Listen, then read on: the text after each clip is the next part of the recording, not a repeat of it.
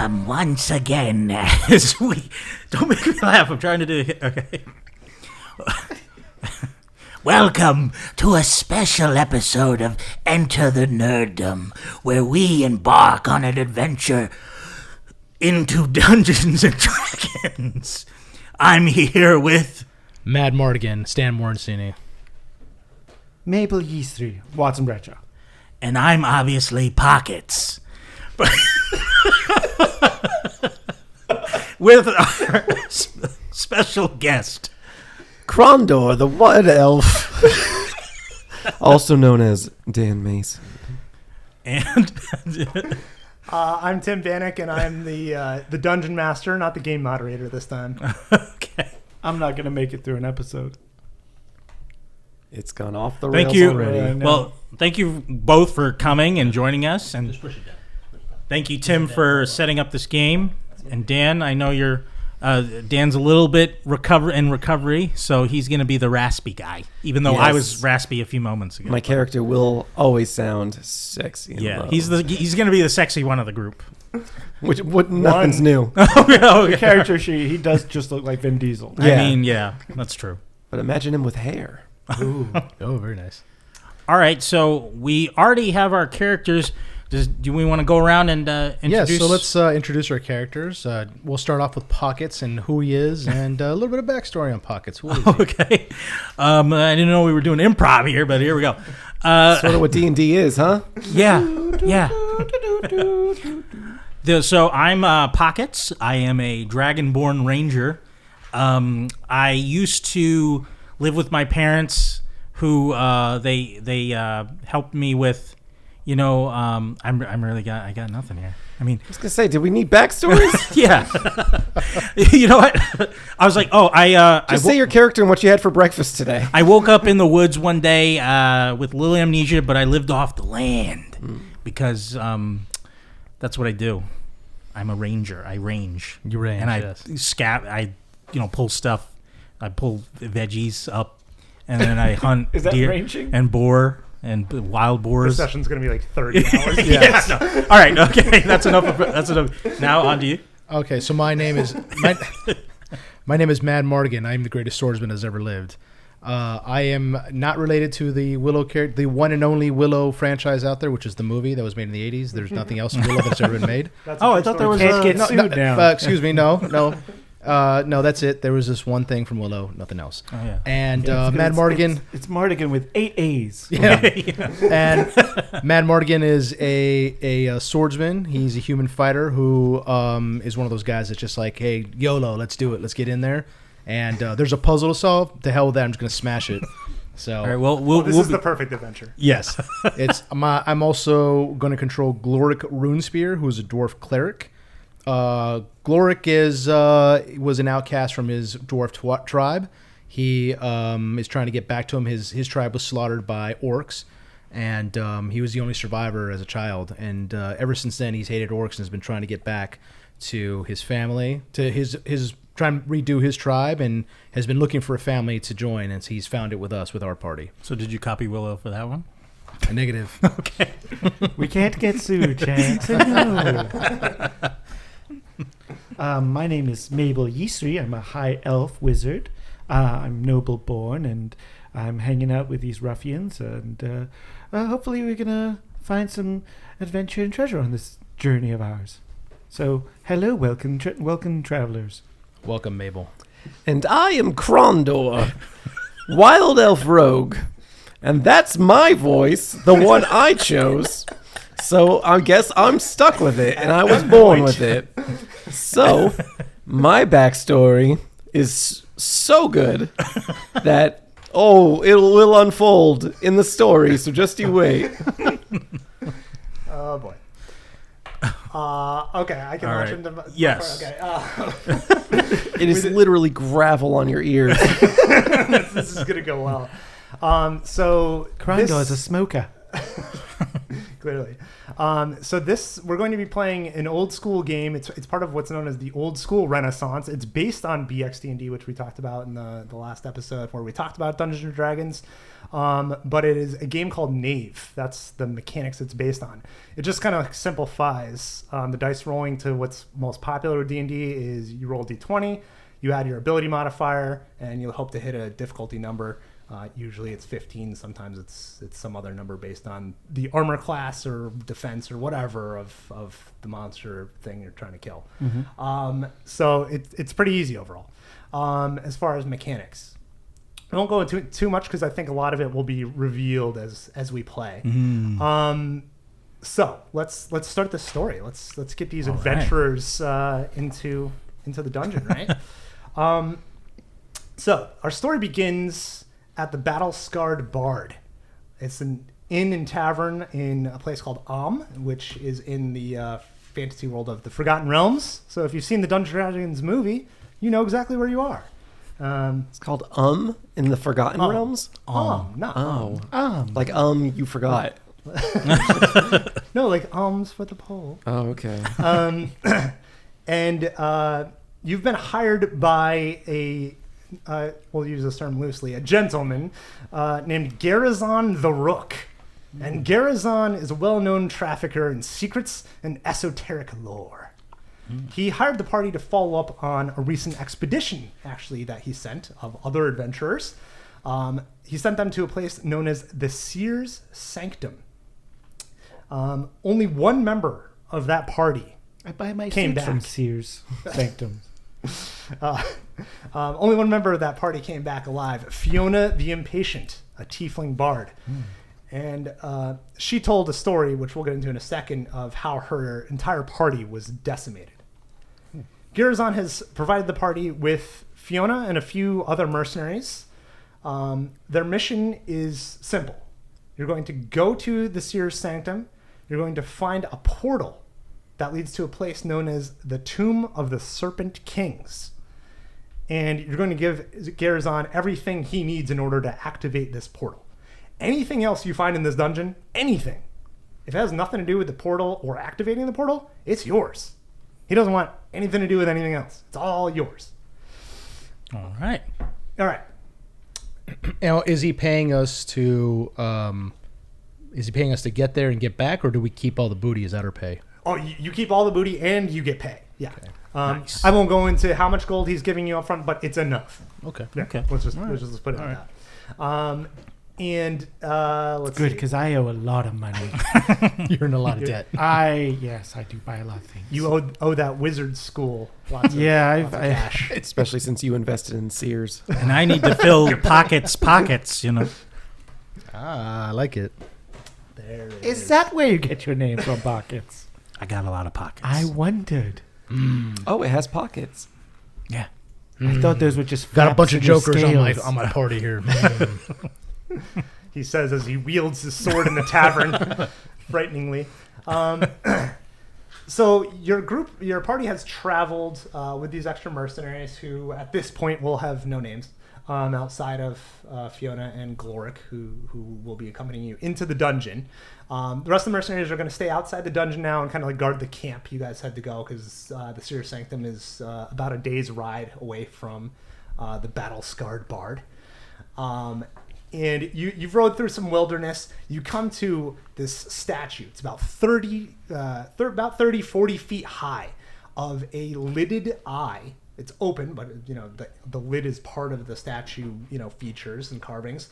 And it stands on this base, this thick base that very windblown. So some of the detail has been kind of like blown out over the centuries that this statue has been standing. But there's enough detail left where you can tell it looks like it's a lidded eye standing on a stalk of like sinew and muscle is the idea of what the statue looks like. 40, like I said, 30 to 40 feet high. And just beyond it is this sheer vertical escarpment, a big sheer vertical stone wall. And literally just beyond the statue itself is a portion of that wall that has busted inward, revealing an opening and a stairwell leading down into darkness. And that is where this dungeon, known as the Seer's Sanctum, is supposedly found. Now, that is all in the past. You've already mounted the stairs at this point, started to descend in the depths, meaning you need a light source. So one of you needs to light a torch. So, who's carrying the light source? Now, before anyone volunteers, I recommend it be someone who doesn't have something in both hands, so you have a hand free. So depending on what weapons and gear you have, if you have like a shield and a sword, you don't want to be the person carrying the torch, for example. You can also hand your torch off to like the NPC or whatever, but I think he has a shield and thing, so he may not be the best person. But the point is, somebody needs a light source. You guys figure it out amongst yourselves right now. Who has that light source? Well, is my 10-foot pole a weapon or just something to brag about? It's more of like think of it like a tool. Yeah, well, that's what I'm thinking. Yeah. I realized exactly how that sounded. Yeah. I'll do the torch. I got 2 torches. All right, we'll break open one torch.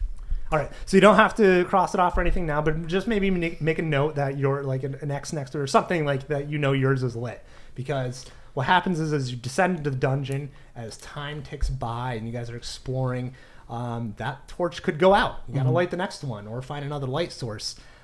If you get plunged in darkness, things get really bad. You being blinded is very bad news in this. You have disadvantage on all your rolls, basically, with very few exceptions, which means you roll 2d20 for all your rolls and take the worst of the 2, and then add your modifier. So I'm responsible for this torch now? Yep. Well, no, we'll break open our torches later. we'll You know. I don't even like carrying a water bottle around. Well, just don't drop it. Okay.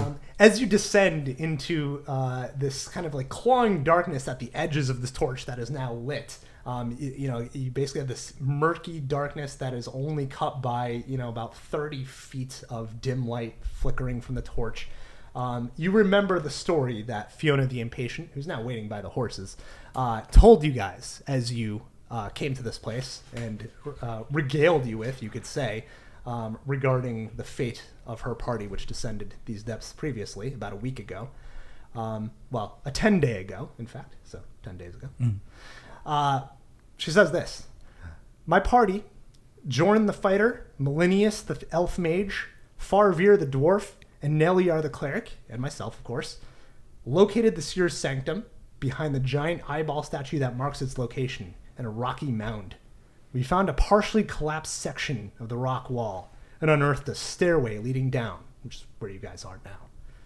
In the first room we came upon, at the bottom of the stairs, we found nothing but a statue and a fountain of murky water. I was placed on guard duty here. The rest of the party explored the next room, where they flipped a switch, opening several doors off of that room. After a brief moment of exploring these newly opened rooms, they were set upon by acidic slime, followed by a goat-headed fiend.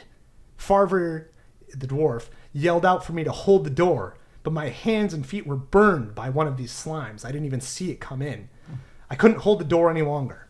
Once it fell, I could do nothing but flee and try to get them some help, if any of them yet live. That is the story she told, and that comes to your mind as you begin to descend into the inky black depths of this dungeon. Very soon, about maybe 50, 60 feet after descending into the earth on this stone stairwell, which is in surprisingly good condition, just a few pieces of rubble from the rock wall above that kind of collapsed in and fell in over the years. It's otherwise in seemingly good shape, not too slippery or anything like that. You come upon a circular chamber. And that circular chamber, as you can see on your map, although all the viewers at home are not viewers, they're listeners, so they can see it. Think hard what a circle looks like. Exactly. A poorly drawn circle. You can see that the rooms are about, 20, 40, 50 something feet in diameter. At the far corner from where the stairwell kind of enters this room, there is, exactly as Fiona described, a fountain of what appears to be some kind of murky water or liquid inside of it, and a statue stands before this fountain. It's a statue of a woman, the statue of what looks like a maiden with absolutely lifelike detail in the statue. She's seated near the fountain edge. You know, the seat behind her is also part of the statue. It's all stone. And she has she's holding her fist up, like it has a closed fist, kind of like slightly in front of her face, but her gaze it seems to be kind of like looking beyond it. It's not like she's looking at her raised fist. She's kind of like looking slightly beyond or above where her fist was, and you know, her grasp is empty, and there's a sheen on the floor. Looks like, you know, just kind of like maybe the water from the fountain, or maybe the water of the elements getting into through the rocky wall and stuff like that over the years. It's kind of built up. So there's condensation down here. As your torch is lighting up the room, you can see like water dripping from the ceiling and stuff like that. Clearly, this is not like a safe place to be like just running around with your sword out or your scissors in your hands. And at the far end of this circular chamber from where you enter, you know, the fountain and the statue are kind of like a little, maybe 2/3 into the way into the room. At the exact far end of the room, opposite of the stairs, is an iron door with no apparent handles or pull ring or anything like that. No hinges that you can immediately see. It's just an iron door that looks like it's almost part of the wall, but not really. And the rest of the place is made of mortared stone. Looks like back in its day it was, you know, phenomenally well made. There's kind of like the evidence of the leavings of like perhaps inscriptions in the walls, or maybe like the stains of maybe tapestries that were left there over time that have long since disappeared or eroded away. And so there's nothing of any, you know, immediate identification that you can make in this room. So, what do you do? Okay, so we're in the chamber, right? Yeah. And then First of all, First, Krondor Krondor. talks like this now. Krondor's in the lead with the Once torch. he saw Fiona, something changed, and now he talks. He lower. something dropped in him. And so Krondor's in the lead with the torch and the pole. Okay, so We're children. there's a door, there's the iron door, and then there's a fountain with the statue. Mm-hmm. Okay, interesting. Okay, so I do think we should dip a stick or something into that fountain. dip a stick. Dip a stick. Like, okay, I have a scythe or sickle. I have a sickle. Okay. Mm-hmm. I could take the handle and stir it to see if there's anything inside the fountain. Mm-hmm. Okay, that's good. Because we definitely see the water's been disturbed. Oh wait, this is D&D. Can I do a perception check? There you go. That would probably help. All right. Like an adult. You would think that, but here's where we talk a little bit about the old school difference. yes. So in old school D&D, you don't do perception checks and you don't make rolls when good old investigation can be your answer. So gosh. now it's about problem solving from here on out. You can look around, tell me I'm what just you're going to looking stick at. my pole in everything if that's... That might be the That's answer. true for your character and for Dan. Oh, Well, yeah. apparently that statue looks like it maybe used to hold something, or maybe Is there a goblet or a mug nearby? I would want to look close at the statue just in case there's maybe a hinge in it that it might Open the work door. the iron door. Yes, that's Right? good. Yeah, in that's the good. arm of the Yeah, in the arm. statue? Well, that Okay. makes sense. Yep. Okay, so yeah, you walk towards the statue, which, like I said, sits before the stone fountain, and you start looking, you know, very closely at the statue's arm, hand, whole thing, and the lifelike detail extends as far as you want to take that description. It, you know, there's nothing like a hinge or a separation in any of the joints. It doesn't look like this was like connected, you know, after being built in pieces or anything like that. This looks like a, you know, formed out of one piece of rock with loving, detailed care to look like a specific person. Tickle it, pockets. Tickle it. It does probably seem like it was once holding a sword or something, correct? Possibly Because a closed yeah. fist is a little weird. It's like holding something, definitely. a sword or a shield? torch Or a maybe? 10-foot pole. I mean, is the hand completely closed off, or is it in a gripping? Oh, yeah. Is there a little... Is there a groove in there? Sorry, great question. Since you're like basically right on top of it, looking Yeah. at the hand specifically. Yeah, Do not touch it. Nope. The hand is slightly open, so it looks like there was something that was, maybe within its grasp at some Grasping point, and the thumb isn't fully closed around, so Okay. something could be, I don't know. You use what you want with that description. Okay. Would we want to try your torch? Yeah. I think we put the No, torch- not the Yes, torch. that's what I was thinking Not too. the torch. No, because we need that for light. No, Okay. not the torch ever. That's true. I have a giant pole.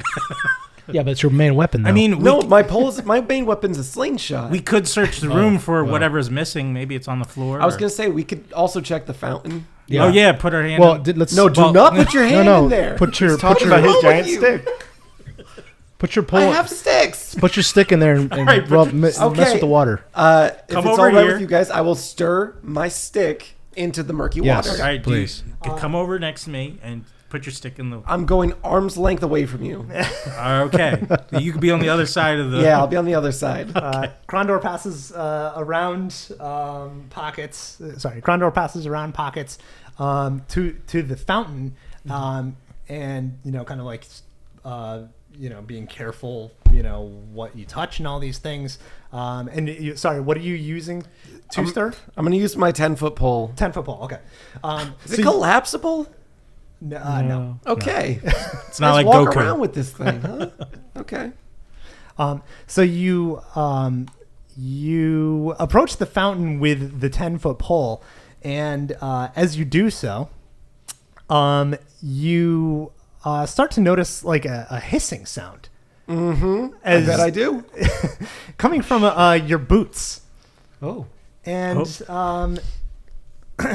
that's when you notice your boots are being eaten through Oh, God. by what appears to be a biological acid that's on the floor in front around this fountain. You never think So- about the acid. You stepped into the puddle and it started eating with your. Oh crap! You think I would have seen that?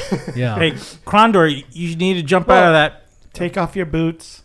Yeah. Watch out, Krondor. Yeah. I'm going Well, no. bootless. So this is actually it's not just acid. It's worse than that. It's a monster. So we're gonna roll initiative. Oh, so, my God. So here's I just stepped on something's face. basically Krondor likes that. that's your new kink. So initiative in this is a little different. Normally, 5th edition is D20, and this is a D6. So Oh, okay. that's one of the changes of going with old school. It's one of the few exceptions of the rule I mentioned earlier, where everything's a D20. This is a D6. So you're gonna roll a D6, and if you get a 4 or higher, you go before the enemies. If you Nice. get 3 or less, you go after the enemies. Okay. That's it. So that's all we need to know. In this case, you're all surprised, so it's going to get the first round of actions anyway. But this is establishing the order in the next round. Okay. I mean, I'm Gotcha. stepping on All his right. face, though. Yeah, there is that. I got a 1. I got a 1. I got a 4. All right. Come on. I'm going to ask Chad, because you had the right of first refusal on Gloric. You're going to be my initiative guy, Okay. unless Stan wants to do. No, go ahead, Okay. Chad. Okay. So you're my initiative guy. So you can just put it in 2 separate sections. One is before the bad guys, and one is after. Okay. And reuse this list throughout or At whatever. least we're right at the entrance if we die. Yeah. So who's before the enemies? Who got a 4 and higher? I got a 4. All right. So you I got haven't rolled go yet. yet. I haven't rolled yet. Mardigan. Here we go. and Stan, please roll for the NPC as well. NPC. Okay. Yeah. That's a 2. Wow. I'm in good company. Damn Hey. it! All right, here we go for the NPC. You got a 3. Okay, this is gonna go well. I'm going to step on all their faces. God damn it! So now you have the initiative order for all the players. Yeah. Okay. So you got the before the enemy and after the enemy. All of you are going after one round of the enemy anyway, because he got the surprise. So now let me place him on the battle map. Yep, just put my feet right on top of them. Yeah, right on top of the Yeah. ooze's face. Yeah. Notice that? Cool. All right, so this is a gray ooze. It's a slimy horror lurking near the base of the fountain. A slimy whore. Horror. Oh, Horror. I was like, wow. Well, I don't know. Maybe he likes having his face stepped on. You know? We don't that's judge. true. We don't judge in this dungeon. Nope, we don't. Also, why am I saying he? I don't know that. He's Yeah. rude. Krondor Like- likes it. yeah. This guy is going to attack, and this ooze is going to attack. So Thank now you. we get to roll a defense roll. So Krondor, can you roll a d20 and add your defense mod? Yes. I rolled a 10, and my plus 7, 17. 17. That's fantastic. Ooh, very good. You were Yeah, I looking know. for an 11 or higher, so that you nailed that. Krondor did well. So the great Good job, ooze Condor. attempts to burn you to death with its acid, but you noticed as soon as that your shoes started sizzling. I brought steel toes, baby. You take a step back, and now we're in the actual initiative order because that was its turn. So who gets to act before it, Chad? Gloric goes. Oh well, sorry. Before is Krondor, and then Everyone else. everyone else is after. So. All right, Krondor, you get the first action. What do you want to do? I don't take too kindly to him burning my brand new shoes. So, what do you do to a slime? That's a good question. Burn him. Now Gloric's like, I've never fought a slime before. Burn him. Has anyone level fought a one. slime? I read a book about it. Mad That's Mardigan, his solution is always burn or slash. I will say I hold the flame to the slime. I'd say that's a safe way to go. All right. So you have the torch in your hand, so you hold out the torch, kind of like pushing it right at the slime, and the slime seems to kind of like burble and ooze away from it for a second, as if there's fear or something like that, or as if it's singed or something like that. And so you think this is going well, and then it just starts rushing forward, as if Jesus. that doesn't seem to affect it in the least. Mad Mardigan is not always right. Thanks, Mad Mardigan, the greatest swordsman, level, bevel. Just call me when you need somebody so- to speak stab. In combat, you have an action, which in your case was an attack that fruitlessly, was unable to affect it. But you always get a move as well, so move and attack, and you can do them in either order, or you can split your move over your entire turn, so you can move, attack, move, kind of thing. Can I dodge? So right now, you still have your full movement. So you can move wherever you want within the range of your movement, which I think is 35 feet. Krondor, jump in the murky water. Huh. Nothing happened to my stick when it went in, did it? It's true. Well, So you didn't get the stick in yet. You Oh, were you- approaching oh, with the I stick see. in, and then Okay. this happened. So Okay. unclear. I'm going to jump right behind Pockets. pockets. Oh, hey, Krondor. you maneuver behind pockets, and And I say, get 'em, pockets. I go after. The ooze now gets to go. And let me grab some dice for that. So the ooze is going to. The oozes are not intelligent creatures, so it's just going to go Seems towards. like it's going after me. It's going to go towards the nearest person now, which Would be me. Based on its positioning, there's really two people who are the same distance. So I'm just going to roll a die. Evens are pockets. Odds are Mad Mardigan. The greatest swordsman ever to live. Greatest margins. Odd. Ooh, odd.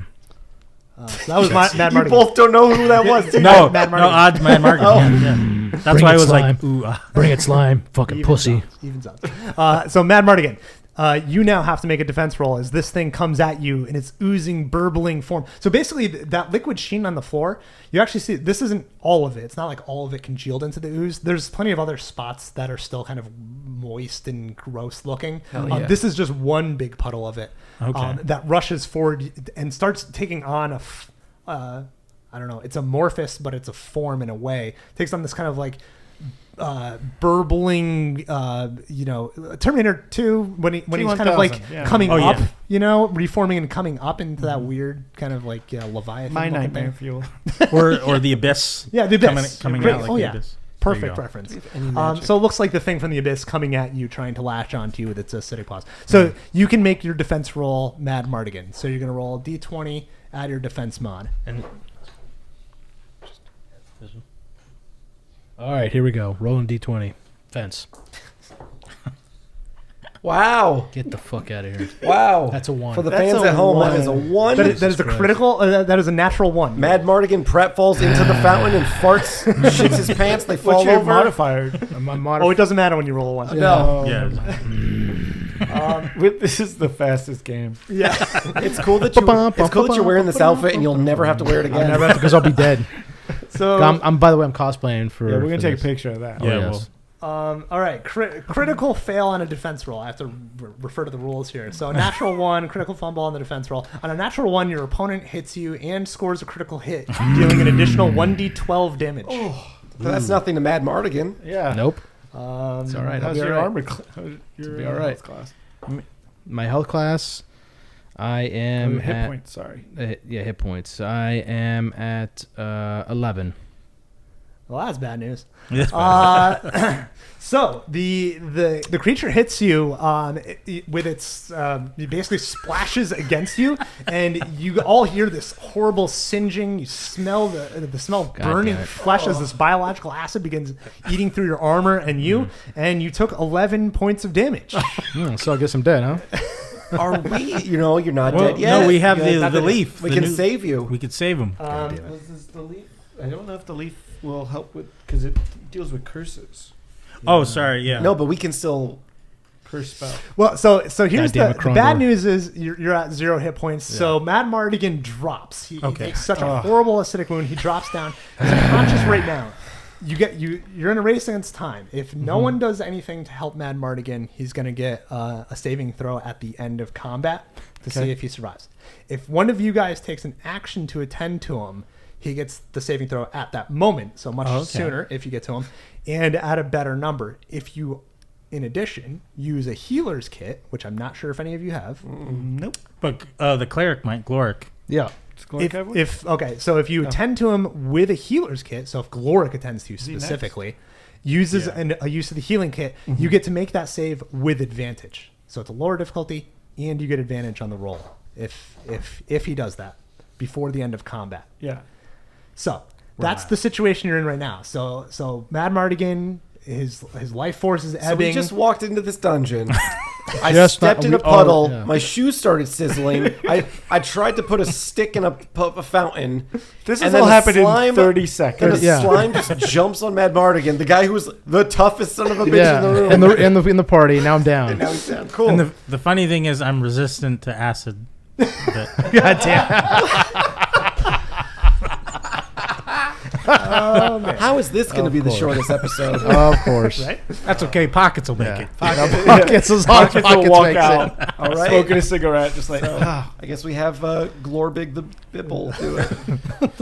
Gloric the cleric. All right, so All I guess right. I'm dead.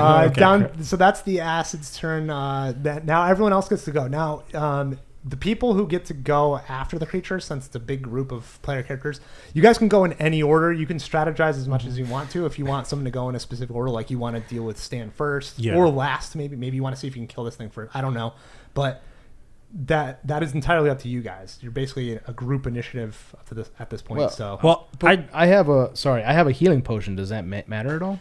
Yeah, okay, great question, and here's the best answer you're ever going to hear in your life in this session. So healing potions will immediately take effect. So if you attend to them with a healing potion, you can heal them right back. It restores 204 plus 2 hit points. 2d4, yeah. Yeah. That'll bring them back immediately. Okay. Gloric will tend to. It's one use though. Gloric will tend to Mad Mardigan. How many other chances we got? He's down. He's dead. Well, You know? Hey, hold on. I mean, you're only in room one. Gloric will tend to Mad Mardigan, while Krondor and I, since he's got a 10-foot pole and I got a pole arm, we can at least keep a distance from the acidic. I'm sorry. What did you just say? You got a 10-foot pole and I got a pole arm. What's a pole arm? Pole arm is a weapon. You know, we don't need to get into it. I got a staff. We got an acid, acidic horror blob coming at us. Okay, we're gonna draw the acidic blob's attention towards us because we could keep distance from it, and then I what would do you touch want? that with the 10-foot pole. Exactly. Boom, boom. I have a waiting theory.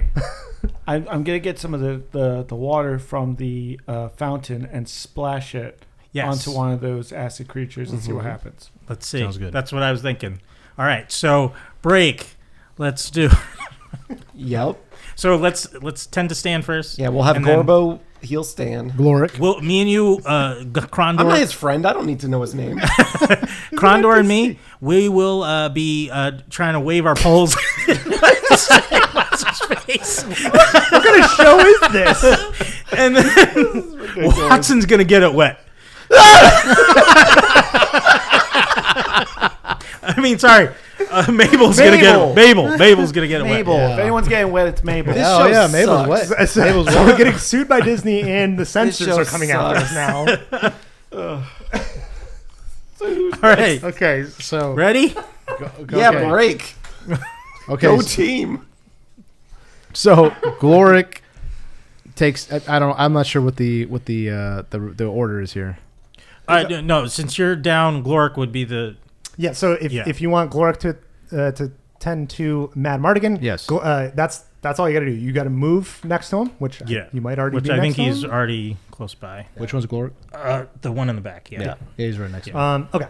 So all you got to do is throw that potion down his throat. Boom.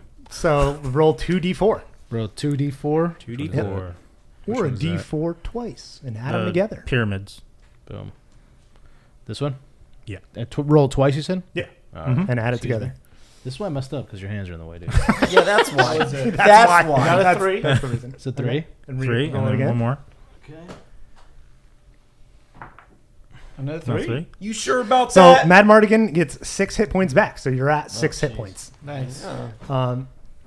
So you can One more you can than what update I Mad have. Mardigan. Yeah.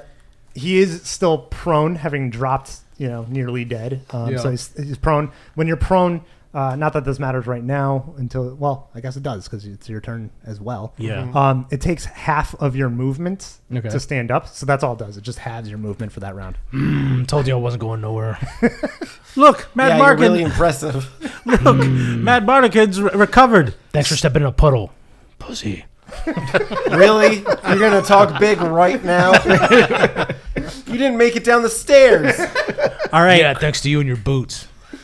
These boots are fashionable. All right, Krondor, you got to wait, but I'll grab my pole, and I'm going to start... I'm going to move a step closer to the acidic horror blob. Yeah, go on. And can I immediately attack? Or? Yeah. Okay. Yep. So move and action, and again, you can also split your movement if you want to move. You're not away going and stuff like that. to hit this thing with your pole, are you? Yeah. Oh, note it, at least from my vantage of the map, you can with the polearm, you have reach. That's Oh, one of okay. the benefits of a polearm. So you could actually have hit it from where you were before. Oh, you know what? I'm you going don't to have to stay move. back there and use my polearm. So that's a cool thing. So now roll to attack. Okay. And the polearm is 1d10. Yeah. You're going to poke it with a stick, Pockets? Oh, first is the 20. Sorry. You're going to poke it with a stick? I'm going to try and catch it and fling it like a loogie, Like Yeah, that's what we need to fling do. it against the Toss wall. it wildly across the room. 7. Okay, so polearms, so all melee weapons, unless they stay light next to them, which I know a polearm doesn't. No, I think only short swords and daggers do. Two-handed weapon. Yeah, polearms do not. So that's based off your strength. So you're going to add your strength modifier. Now this thing's defense isn't very high, so you might still hit it. So that's 12. 12. Reading. Oh, okay, yeah, you hit it. You hit Yeah! it. Its AC is 11. Good Sorry. job, Pockets. Cool. All right, You Pockets. punched a booger. Cool. Yeah, you punched a booger with a sword on a stick. This game's fun. So yeah, you hit it with the polearm. Okay. Describe your how you are attacking this thing. I come down with it, going a vertical slash, and then kind of doing a pull to kind of pull it away from Mad Mardigan. Okay. Okay. So now roll damage for your polearm. Okay. So it's 1d10. So you could literally just hit this thing with a stick. I'm trying to think of chemical equations to stop it. This is the 10? Walter White over here. Yes. I forget. That is- Okay. 2. Yeah, and so you'll quickly notice there's nothing you add to Yeah, I damage was- in I was this checking. unless something specifically tells you to. So unlike 5e, you don't add strength or dex Yeah. to your damage rolls. You just roll the damage. All right, in well, most it's 2. cases. If you get a critical hit Cool. for future reference, you get to choose an effect. Unlike where the enemy, when you failed your defense roll with a critical 1, sure they did. only get to add a d12. sure did. You can choose to either add a d12 or perform a stunt, which allows you to Instead, in lieu of dealing extra damage, you can impose like some kind of condition on the creature or something like that, which is pretty cool. Like stun it for a round, or throw sand in its face and blind it if it was not an ooze. So if you do a sick kick flip on your skateboard, you get to stun the thing. Hell yeah. Or pocket sand. Is that why they call you pockets? Pocket sand. That's going to come into play later. So 2 damage. So we are okay. So who's next? We still have a few more people in this. So It's me, Mabel right? is next. So I'm going to run towards the statue and fountain, and I'm going to gather some of the water from the fountain and fling it at the ooze monster. With your hand? Yes. Okay. So you go to the fountain. A lot of acid here. I know. The fountain. Taking a chance. So So you cup some water and toss it. yeah, cups of water, toss it at the thing. They hired us. There's nothing else in the room. They paid money for this. They paid us. The fountain is a 4-foot tall fountain with carvings of cherubs, noticeably without eyes, all over it. not good. The I would've water is noticed murky, but now that you've drawn close enough to see into it, which our good friend Krondor would have seen if Krondor had gotten past the puddle. There's a shimmer in the water. As you go to put your hands in it, there's something shimmering at the bottom of the water, and you see what looks like a hand mirror or something like that made of platinum. Not the face in the mirror, but like the holding, for the mirror is made of platinum. And that seems to be what's shimmering in the torchlight, is the reflection coming up from the reflective part of the mirror. You put your hands in the water, cup the water.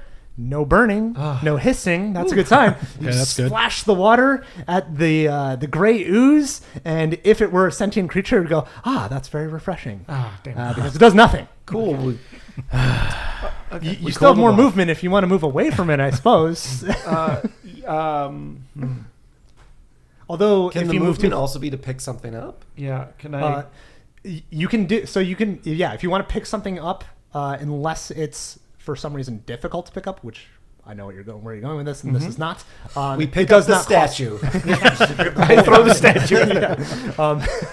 Generally speaking, that's a free action, so you can do that as part of your move. Okay, to then answer yeah, your questions. I quickly grab at the mirror. Okay, so you pull the mirror out of the water, and sure enough, I mean, you can only do a cursory inspection at this point because you're in the middle of a fight, but it appears to be a platinum, very intricately crafted mirror in this platinum holder, little hand mirror.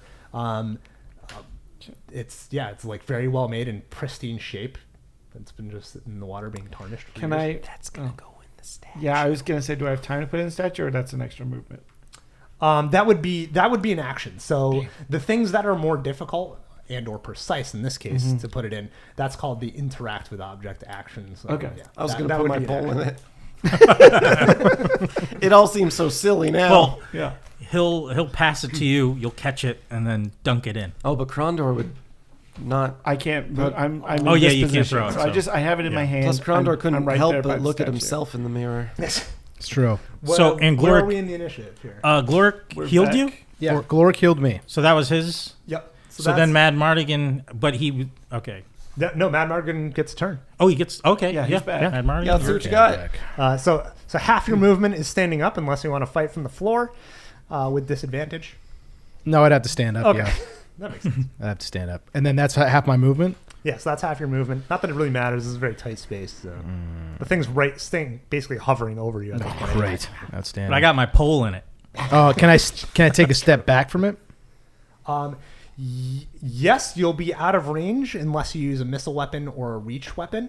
If you do that, and here's the one tactical thing about these 5-foot squares: if you move out of a creature's threatening range, which is awesome for the polearm wielder among you guys, because you have a much longer range. But if something moves out of your range, you get a free attack against it. Oh, okay. It's called an opportunity attack. Yeah. Do they have an opportunity attack on us though? Same, yeah. Same? It Okay. doesn't matter who. If you move out of any creature's range, that creature gets an opportunity attack if you were within its reach first. And currently, that creature's attention is on Mad Mardigan? Yeah, so no one course else it is adjacent to it right now. Okay. Yeah.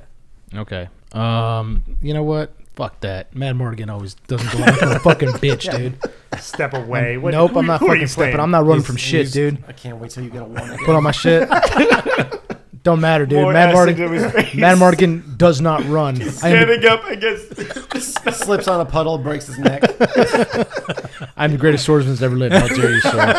Yeah, lived, past tense. No. But here we go. The greatest swordsman that ever lives currently. Shut up. Here we go. All right, roll your attack. This is one, right? Here we go. Rolling for attack. Come on, motherfucker. Come on.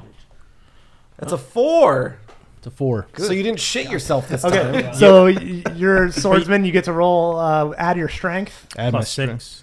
4, yeah, plus 6. Oh, that's really good, actually. Oh, It's not enough. It's not enough, though. Over there talking shit, Krondor. Okay, you basically fail and still win. You're like a white guy. Yeah, okay.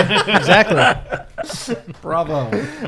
Yeah, so you're looking for 11s on this thing for the AC. So you only missed by 1, in fairness. But so you come in close, and basically this thing just like boop, Moves out the of the way. form like falls into the floor, so it like okay. becomes a flat puddle again. So your sword just barely sails over where it had formed a acidic tendril. Okay. So God Gloric, Rune Spear steps up, and he's got missile. Well, he Didn't he used this go? potion. He already used his went. potion. Oh, so Yeah, that's yeah. his turn? Yeah. Got it. So I think everyone's active. I think it's Yeah, Slime. everyone went. So Oh, back okay, to Krondor. Yeah. Oh, yeah. So I fuck take it up. my 10-foot pole and I smack the flubber with it. Okay, so we'll treat a 10-foot pole like a staff, I guess, if you're going to use it as a weapon. Yes. So roll d20 and add your strength modifier to it to hurt it. I got a 13 Jesus. plus You are a white guy. 0. Plus 0. Well, that's a hit because the thing is. That's a AC hit, 11. Stan. Yeah. Roll. What's the staff do? I believe it's a. It somebody smacks has a staff. people. You have a staff. No, Oh, the yeah. 1d6. Okay, so roll Bludgeoning. 1d6. That's a 5, baby. 4s. Lord Krondor takes his staff. Oh, it's you're Lord a now. lord now? Oh, it's Lord. Wow. I just, yeah, there you go. Where gave himself a promotion? Just failing upward. You are a white guy. He's feeling really well about himself. No shoes, but he whacked him flubber. Can you make t-shirts that say that? Yeah, the staff smashes into this thing, and little puddles of this thing go spraying across the room. Probably on my obviously face. damaged it by separating pieces of it, and then it's its turn. It's so you've stepped up to it, so you move your character on the map next to it. Wait, within 10 feet, right? Within 5 feet, yeah. So any square that's adjacent is 5 feet. So you can position yourself, as long as it's adjacent, don't matter where. It's going to return the favor since you hit it. So it's going to attack you. So roll your defense, hope it Lord fucks you up. Krondor. What's that? D20 plus your defense mod, which is next to your armor class. That's a 5 plus Great. 7. 7. Oh, okay. Somebody's defensive. Yeah. What, do you have Yeah, heavy I armor am. or something? I have 17 armor class. Oh my lord! Oh right, you're the wild elf, right? Yeah. I'm wild. You're wild and crazy. You Lord have unarmored Krondor came defense. prepared. He always wears protection. Actually, the feat is unarmored defense. So you don't wear any protection. You're probably in a loincloth or something. I don't wear protection. Explains a lot. And I'm proud of Explains it. You just have a Maple is strong keeping hide. clear of Krondor. You got rhino skin. All right, so describe how effortlessly you dodge out of the way of this thing. So back then, they didn't know what the Matrix was. So technically, Lord Krondor invented that back move thing, where the slime splashes all over everyone's faces, all around the place. But as it's coming towards Lord Krondor, he dives backwards, sort of like with a back cartwheel, and prepares with his fist in the air, ready for more. Indeed. All right. All right, you two have gone. So back to all the losers of the initiative. Oh, yes. Who wants to go?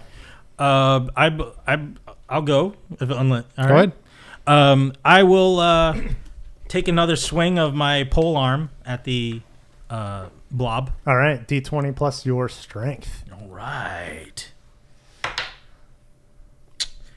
12 again. 12 again. That's a hit. So roll the damage on that sucker. Okay, here we go. 1d10. And that's an 8, baby. Wait, we don't have to use that thing? No. No. Oh, what? That's why I've been getting shit. I've been thrown into the. He's been thrown into the He dice puts rack. my Forged Dice Co. dice rolling tray. I like the dice rolling tray, but then I'm right here. So. I don't. It's not. It's not being nice to me. That's one more hit point than this thing has. So describe how you destroy this thing with your polearm. Very nice. I thrust the polearm into the blob, and then I kind of do a rapid spin between my hands of the pole, and it kind of spins around the pole and breaks apart and flies everywhere. Brilliant. Yeah, so this acidic goop goes flying everywhere. Great, safe in the small room. Yeah, cool. Yeah. Somehow you all dodge enough of it that no one gets any serious I'm handy with my burns, except for Matrix person who dodges Oh, yeah. all of it completely. All of it, of course. Which is brilliant. And the ooze is defeated. Is there anything left of it? Residue? Yeah, there's probably like a little bit of residue. You can see it kind of like sizzling on I the piss floor. on it. Roll. Hey, make him roll for it. I'll roll for If it. he fails, hit, he pees I'll his roll pants. for Do we have anything? Do we have anything that can hold the ooze? Like maybe we can use the acid later. I mean, I know You I got, spit acid. but I only could use it once, and then I got a short rest. Oh, that's good. No, that's good. So maybe we could use the. I don't know. Yeah, but we don't have any containers. Yeah, that we can don't hold have it, any right? containers. No. Yeah, I left No, my I don't acid have, container. I don't have at home. Tupperware on my Yeah. my No, yeah, inventory. sorry, no acid holders here, guys. No, sorry. Sorry. Although Gloric has a cast iron stomach, so could he drink some of it? Are we going to regurgitate it? So he's got resistance against poison, not acid. Yeah, okay. maybe not. Maybe not. We'll But we look. don't find out till this. it's too late. It's exactly. Oh god. Oh god, it tastes like burning. I just wanted to help. All right. So in the interests of time, so you found this mirror in the Yes. statue. Like normally, if something's like a magic item, you have to test it out, figure it out. In the interest of time, I'm just going to give most magic items to you. You now have the Mirror of Sap. This ornate platinum hand mirror will reflect back the past states of the creature's objects and rooms in its field of view. And that is now in the hands of Mabel. So we just show Yeah. the mirror, the slime. We boy. hold the mirror, up to the statue to see what was in her hand before. Oh, we don't do nothing that's in Mabel's hands. Oh, now. Mabel. Hey, Mabel, would you like to Mabel. hold the mirror up to the statues? We don't need to mansplain how a mirror works. I am Thank true. that It's again. true. I'm a I high apologize, Mabel. But Yeah. but do it. Yeah. Jesus. All right, Acid Who's not Boy. born yet? Yeah, I hold the mirror up to the statue in the fountain. Okay, you hold Good girl. the Mirror of Sap up to the statue. You said okay. There's no way we failed this. Loading. No way we failed this puzzle. Oh, no way. Yeah, so the statue of the woman no longer appears as a statue of a woman, but appears as a woman. It is a human maiden who is sitting in a stone seat before the fountain. So she's seated exactly more or less as she is now as the statue. But you see her in lifelike detail as if she's human, not a statue. There's this. You can tell it's part of the magical effect viewing it through the mirror that it looks like there's a cool breeze and her hair is like flowing. You realize that's not really what's happening. It's not like there's a cool breeze down here while she's doing it. It's just like it's like you're viewing a hazy memory. And in that haze, it's her hair just kind of like flows, her clothing kind of like ripples as if there's a breeze, if that makes sense. Okay. But All these pop-up ads keep coming up. Yeah, swap it away. fertility. No. Anyway, no. And she appears to be holding maybe the same mirror that you are now holding to see her, and she seems to be looking into it with like a loving gaze, completely enraptured by her own reflection or something like that. And the room appears, the room around her appears as if it was newly created. So there's like details on the walls, tapestries hanging off the walls, runic carvings, and nothing that immediately jumps out as odd or like a clue of anything specific. It's just kind of like window dressing at this point, but it looks cool and it looks brand new. And she's like, sitting before this fountain, enraptured by her own beauty. And then you realize that she's moving, but also as if she's in like super slow motion. Mm-hmm. So the ultimate effect of it is if you're going to look through this mirror, think of this like almost like a spoiler alert. If you look at this, you're not going to like see her go about her daily life. Right. You're literally just going to see this one form of her sitting down and just kind of like enraptured in like a memory. So you're kind of like viewing the memory of just that moment. Like she doesn't get up and do anything. She doesn't go somewhere or talk to someone. It's like a static moment in memory. If I could, can I use this mirror multiple times, or was it the one? You don't know. Okay.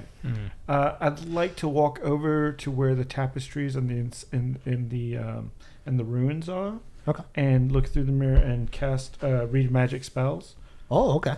to be able to decipher what we're seeing there. Okay. Yeah. As you're kind of maneuvering awkwardly because you have to like look at the things through the mirror and maneuver towards it. So it's kind of funny in that way. It's detective mode. Right. Yeah. Right. As you get to the tapestry and the carvings and stuff like that on the wall, you then pull out it's in a spell book, right? It is. I think, yeah. Yeah. So when you cast a spell from your spell book, you do have to mark it off. It's done for the day until you finish a long rest, and then your spells replenish. So you get one casting of any one of each of those spells per day in your spell book. That's how magic works when you're a spellcaster like you are. So you cast that spell, read the tapestries, and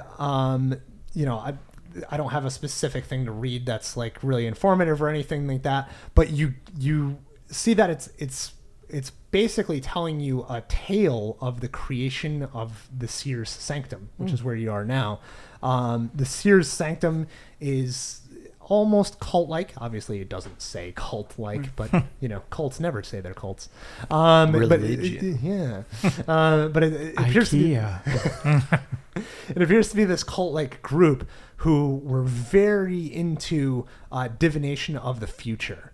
Very specifically, it was some group of people, and there's hints of like either they or their progenitors were some kind of like lizard-like saurian race of creatures. So whether it was the people who actually wrote this stuff or their progenitors were this other race of lizard-like people, and they came here because there was some kind of magical energy about this sanctum specifically that gave them foresight and the ability to travel to places that may be important to them in the future.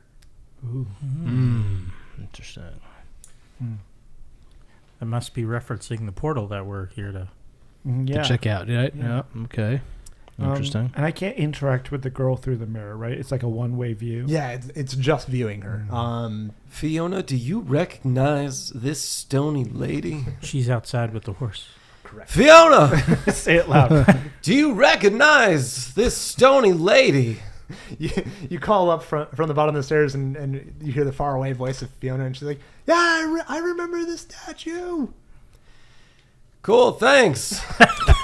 Could you expand on that in any way? No. Did you know her when she wasn't so solid? Like a human, flesh and bone. When she was hot. Now you're the Christopher Walken version. Yeah. I know, It's not trying to be. She says, no, when I was on guard duty, the party went to the next rooms through the iron door. They had to force the iron door open, and I just stayed in that room. so we can just force. Wait, how did you open the iron door? I ask. What do you mean? How did they force it open? We've been doing all this for nothing. Farveer the dwarf, he had a crowbar. Oh, damn it! I have a crowbar. Oh. Okay. Cool. Okay. So all right. Okay. So just putting that out there, I have a crowbar. I guess we can just force it open. Okay. Thanks, Fiona. You could have told us that in the beginning, but appreciate it. Anytime. Yeah. And you probably could have told us there might have been some acid on the floor. On the floor there. I mean, my story literally ended with me getting burned by acid and I mean, then that's running true. away. That is true. We did forget about that. Guys, I'm pretty sure. You're right, Fiona. You're right. I had My bad. a little too much mead when bad. you were talking. So did I. I'm pretty sure I'm she'll still drinking. cease to exist the second we're out of this room. Okay, so what's the next move? All right, so I have a crowbar. Why don't we just let's try to just pry that door open. Yeah. Okay. So here's where, I think before we started recording, I said the answers may not be on your character sheets, like ominous GM would say. Well, in this case, the answer is on your character sheet. It's the crowbar. I'm not even bother having you roll for this. You've got the right tool for the job, so let's just move on. You use the crowbar, wrench open the door. It's so this iron door actually like slides upward. Okay. So think of it like a portcullis, but instead of bars, it's a solid iron slab. It's not thick though, not very thick at all, but it's still iron. So Is it like on a spring or is it more just? you're not entirely sure with the mechanism, but it just slides up and down. Oh, okay. So once you get the crowbar underneath it, you pull it up a little bit, and you just got Probably to a push it counterweight system. up. We solved your door puzzle. Well, not yet. The last piece of that go is through that it. you once you slide it all the way up into the recess above, there doesn't seem to be anything to catch it. So we have to hold it All up. right. Hold it I open. know someone's got a 10-foot pole. Oh yeah. That's right. How big is this door? It's probably like let's see, 9.5 feet? No door. So at the lintel of the door, the highest point, because it's kind of a curved top, it is about 10 feet. Oh, okay. Just Guys. under. Yeah, just under. I think I know what I was born for. I've been carrying this 10-foot pole around since I was a wee child. I thought you just bought it at the last town when. Oh, Yeah, no, that's what I not your, thought, yes. not No, your smashing pole. That's a different pole. Oh. This is my lucky smashing pole. Born with it. Laid with it as a child. Yeah, I bet you did. Now, hey, Mad? Unless you want me to throw another booger at you, you better watch your mouth. I place my pole in the door. Yeah, you do. I bet you do. Is there anything I can't solve with you, Mr. Pole? Yeah, how to keep me safe. Yeah. Yeah, please change the inventory entry to Mr. Pole. Mr. Pole. Mr. Pole. Okay, yeah, you place the pole Mr. in the Pole. door frame, kind of slightly at an angle at the the verge of the door lintel, and keep the iron door from sliding down.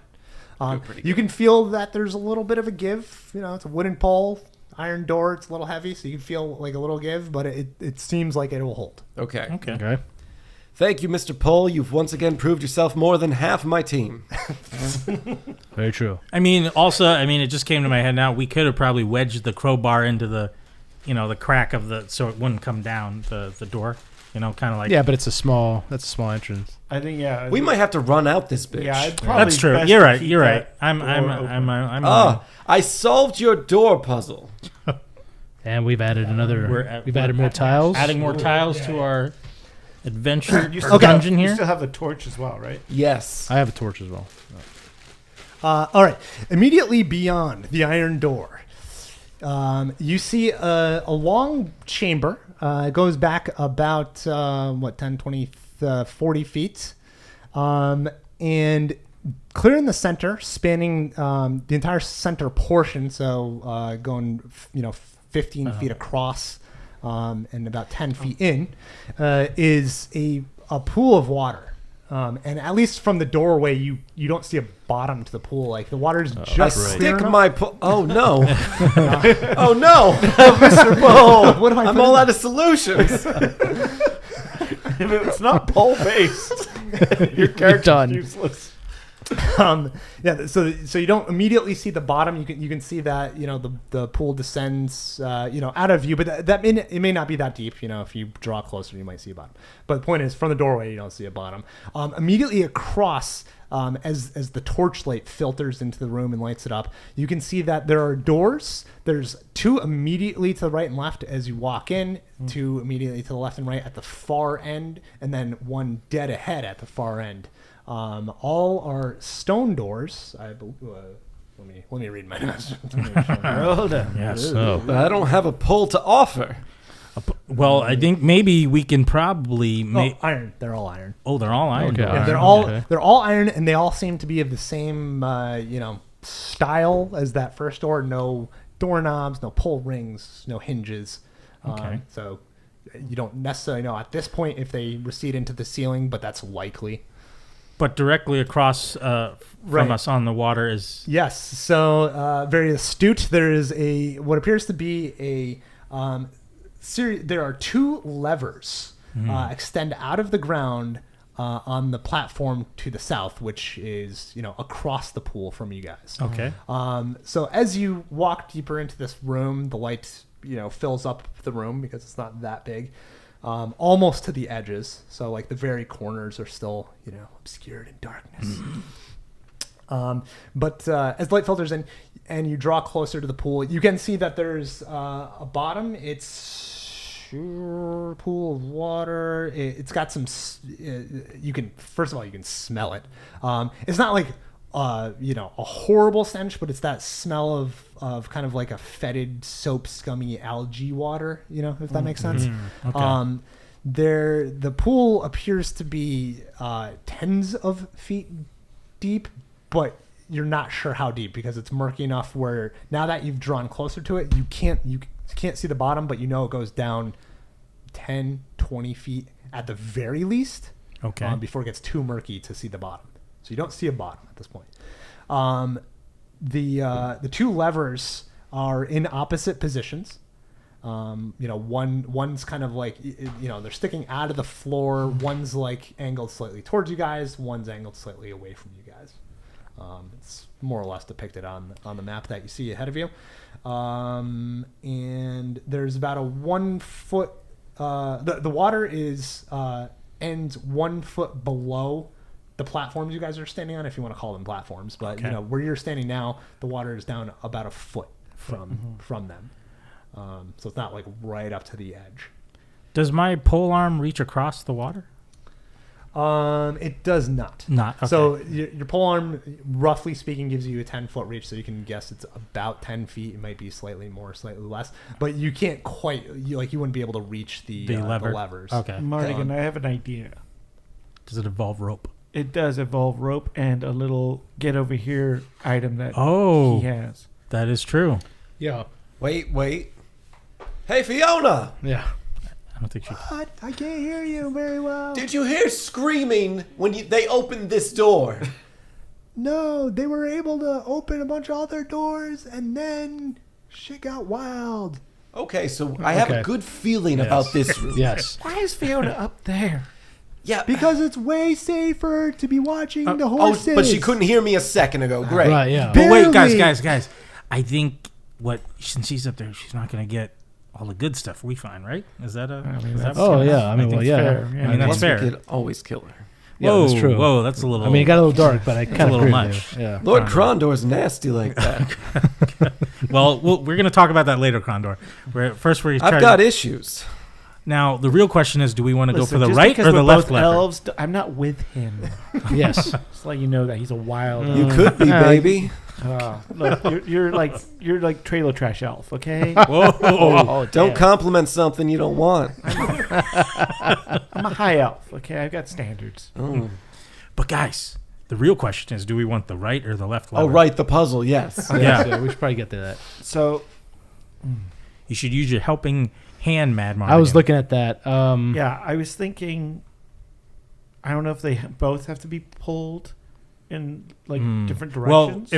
if like one if we push, do one need pull. to do that, one could be used with the helping hand, and the other can do a lasso. Hang on. I around have an the other idea. Yes, lever. Well, I have 50 feet of rope. I have 50 feet of rope. Why don't we do that? Why don't we just tie a noose and not see use if the we helping can't- hand. I'm Yeah. sorry, why does it have to be a noose? No, I mean it's a loop. It's a loop. Yeah, like a Yeah. normal person says it. Yeah. a lasso, a lasso, Because I like because a lariat. All right, Yeah. just There's, saying. there's many words other than because at this time a lot of people. people were hung for being criminals. Wow. So Mardigan's, yeah, He's little lived a rough life. Okay. Rough life. I Yeah. bet Mardigan's got a good backstory here. I say we all sit down and talk. Let's do it. 8 hours later. Yeah. Just crying. Let's make our loops, tie our knots, and say our goodbyes. Maybe. What? Pockets I mean, real dark. Well, I'm just saying. You know, we know what's once gonna the happen. doors open, apparently a bunch of evil crap comes out. That's true. Pockets, fill up your pockets with some sand before we go. Is there sand around? There's like a fine layer of like grime and dirt in most places. I don't think that's sand, doesn't guy. want- I mean, I don't want to There's put algae and dirt. I don't want to put grime and dirt in my pockets. You know, that's I can't blame you. wet, moist algae. Yeah. Krondor pockets a little. all right. All right. So we're gonna tie our knots and our nooses and everything, and we're gonna try and get these levers. yes. Okay, so describe exactly what you're doing right now. So I'm twirling my lasso above my head, and I'm aiming for the one on the left. Is that leaning towards or away from? It's leaning towards. It looks like. The one on our left yeah. is towards. Yeah. Okay. So actually, no. That we can't pull that one It's true. back. So. Oh, That's yeah. true. We have no more poles. I can because Oh wait. Sorry, what are you? No, yours is probably a lot more sensible. I can cast Mage Hand, which is a disembodied floating hand. Oh, well, there you go. That I actually, can grab that one and push it forward. Let's That's see a what lot happens. better than my slingshot idea. Well, yeah. Wait, I want to know the slingshot idea. He's gonna shoot it with he's a gonna rock. shoot it with a. I was going to throw my slingshot at it. That's even Your better. one weapon. Now that you got rid of the pole, I'll pick it up once we open those doors. Yeah. If. let's call that Plan B. Plan B. Yeah. Okay. I'm gonna cast. I'll cast Mage Hand onto the one that's facing us Right. and push it This one. away from us. Yeah. And if you lasso the other one and pull it towards you, we gotta do it simultaneously. Yeah. Simultaneously, We'll right. do a countdown. Okay. On Okay. 3 or after 3? All right. So I Okay. tie. Okay, so casting Mage Hand, I believe that's your cantrip. I think you Yes. have to roll a die when you use your cantrip just to Yes. make sure you. So one of these retain could it. kill us. But we're need to going to roll do a both six. at We'll once. both. So this I is like your the spell boy. order. I like This the way is a you different boys one. play. Because we're not scared of nothing This is your Fey magic. Unless it's a slime, huh? unless it's slime. So yeah, roll 1d6. On a 6, the spell is not depleted. May be used again. Oh, okay, so it's the same thing. On the spell hoarder. No, the Fey magic Oh, ability. Yeah. Do you have Fey magic? Yeah. No, he's got Fey magic. Usually cast a Mage Hand spell. And then. Roll 1d6. On a 1, you can't cast it again. Okay. Yeah, so it's kind of like the opposite of spell Oh, hoarder. okay, So alright. and this is a spell you can cast Well, over and multiple. over and over. Beautiful. Yeah, Okay. which is kind of cool. So roll the d6. If you get a 1, you can't cast it until Let's you go, Mabel. go rest. Ooh, 6. Yeah. 6. Yeah, So you can maybe. keep casting again. So you Okay. don't have to mark anything. Great. So, so you cast Mage Hand. This describe how it looks, how you make it appear to others, because it's like, it's an illusion, so you can kind of make it look like however you want. So I cast a large purple light construct of a hand as it floats over, and kind of like I puppet it like a marionette almost. Okay. So I kind of do this and grab at the handle Okay. while I wait for Mardigan to throw his lasso. Okay. So you. Okay. So I take my rope and I make a knot. So here we go. Okay. I hope we have a plan C. All right. I only so, got one of these hands. Which one is So you're. I could do multiple fingers, maybe. So you're just using rope. just tied- rope and rope? I'm Yeah. lassoing it over onto the one onto the handle that's facing away from us on the right. Yep. And then once I get around, I'm gonna pull back on it. So roll. There's no fail state here because I'm not going to just make you roll 3,000 times for lassoing a thing. It's just we'll use this just 9 kind of like how hours much time later. does it take. How much time? Okay. Yeah. So which one are we using? So roll d20. D20. Okay. I'm using the mat now. And Yeah, the reason why time matters in this is because the torch is going to burn down. Oh yeah. if it takes a long time. All right, here we go. That's kind of what you're looking for. A 4. Great. There That's was horrible. 16 other numbers. Horrible. Wait, doesn't he add his? Yeah. So you're going to add your dexterity? dexterity. Dexterity is Plus 3, three. so 7. Oh, it's okay. So that's still horrible. Oh. So misses. Yeah, so generally speaking, outside of combat or difficulties, in combat, it's the armor class. Outside of combat, it's usually 15 Sometimes it's lower, sometimes it's higher, but God, generally 15. 15 is what you want to shoot for. You got well below. Big glowy purple hand here. Jesus. Waiting. That just Could I sitting there borrow- waiting. Do it again? Can I borrow? No, actually you can't. Yeah, I mean, I could do it. So like I said, you don't fail. Yeah. Well, you probably do fail a couple times before you get it right, but you eventually get it right. It just takes time. Well, so I've missed twice, So or 4 times, or 7. yeah, It's like Sounds Peter like- with throwing the frog out the window. Sounds like you missed 16 times. Can I just stab it? That's what I say. You try putting your sword on the end of it. So, okay, story-wise, this big son of a bitch comes in with a sword and everything. Says he's the toughest motherfucker in the world. I am. Gets knocked down by a booger, and then walks into actually the other acid? room and is just tossing a rope 50 times. Ring toss. Like it's ring toss. He can't do it. So far, you're living up to So your first, name. so if there's an orc or an elf around, or that's what you want me for, I'm not here to toss ropes and fight boogers. Okay, Why did you? right. Yeah, apparently you're not. that's what y'all are for. volunteered That's the what y'all are the magic people. That's You what y'all are volunteered for. the rope. Hey guys, let's pull these levers, huh? Okay. okay. So Shut up, pockets. So time passes, and so when time passes, what's known as a segment occurs when you take roughly 10 minutes of you guys screwing around. Usually, I roll a d12, and I roll a d12, and that tells me what happens if too much time goes by. It could be encounter, could be your torch going out, could be other things. So in this case, nothing really happens, which is good. So torch is burning down, but it's still on. It hasn't burnt out. Okay. You eventually get the lasso around the thing. So the mage hand right. is around 1. The Okay. lasso is around We're 1. gonna count to Okay, 3. ready? On 3 or 3, and then Yeah. Is On it 3. On 3. On 3. Okay. that Do was we a have to roll lethal for that? weapon reference. Yeah. Yeah. Thank I you. can. You don't have to roll. Okay. So you pull and push. Yes. Yeah. Pull and Okay. push. Correct. So you guys pull and push in unison Boom. on 3. 1, and ka-chunk. 2, 3. 2 things happen. Oh shit. Okay. Cool. We couldn't do one at a time, huh, boys? Yeah. So the one that is with the wine facing away from me, so it's on my right. That one, as soon as you pull that one towards you guys, there's this loud chunk sound. You hear the sounds of like machinery working somewhere in the walls, like gears cranking and maybe chains moving. And it happens pretty quick. It's not super fast, but it's like, and all of the doors start raising. Oh. And they raise pretty fast, not lightning fast or anything like that, but they all recede up into the ceiling. So just like that first one, except unaided, and they actually stay open in this case, Nice. by whatever machinery is from the Modern walls. technology. Indeed. The other one, as you push that one away from me on the battle map. So let me just make a note of that. So we had it right the first time, huh? That one appears to control the water level in the pool. Oh. Interesting. It takes there's the second where you look at all the doors, and then by the time you look back to the pool, you start noticing it draining slowly. It's not going very fast. But you start to notice that, like, the algae scum is kind of like pooled along the side, and now it's creating a line, as the water starts going down, so you can see that line I starting to form. pocket some.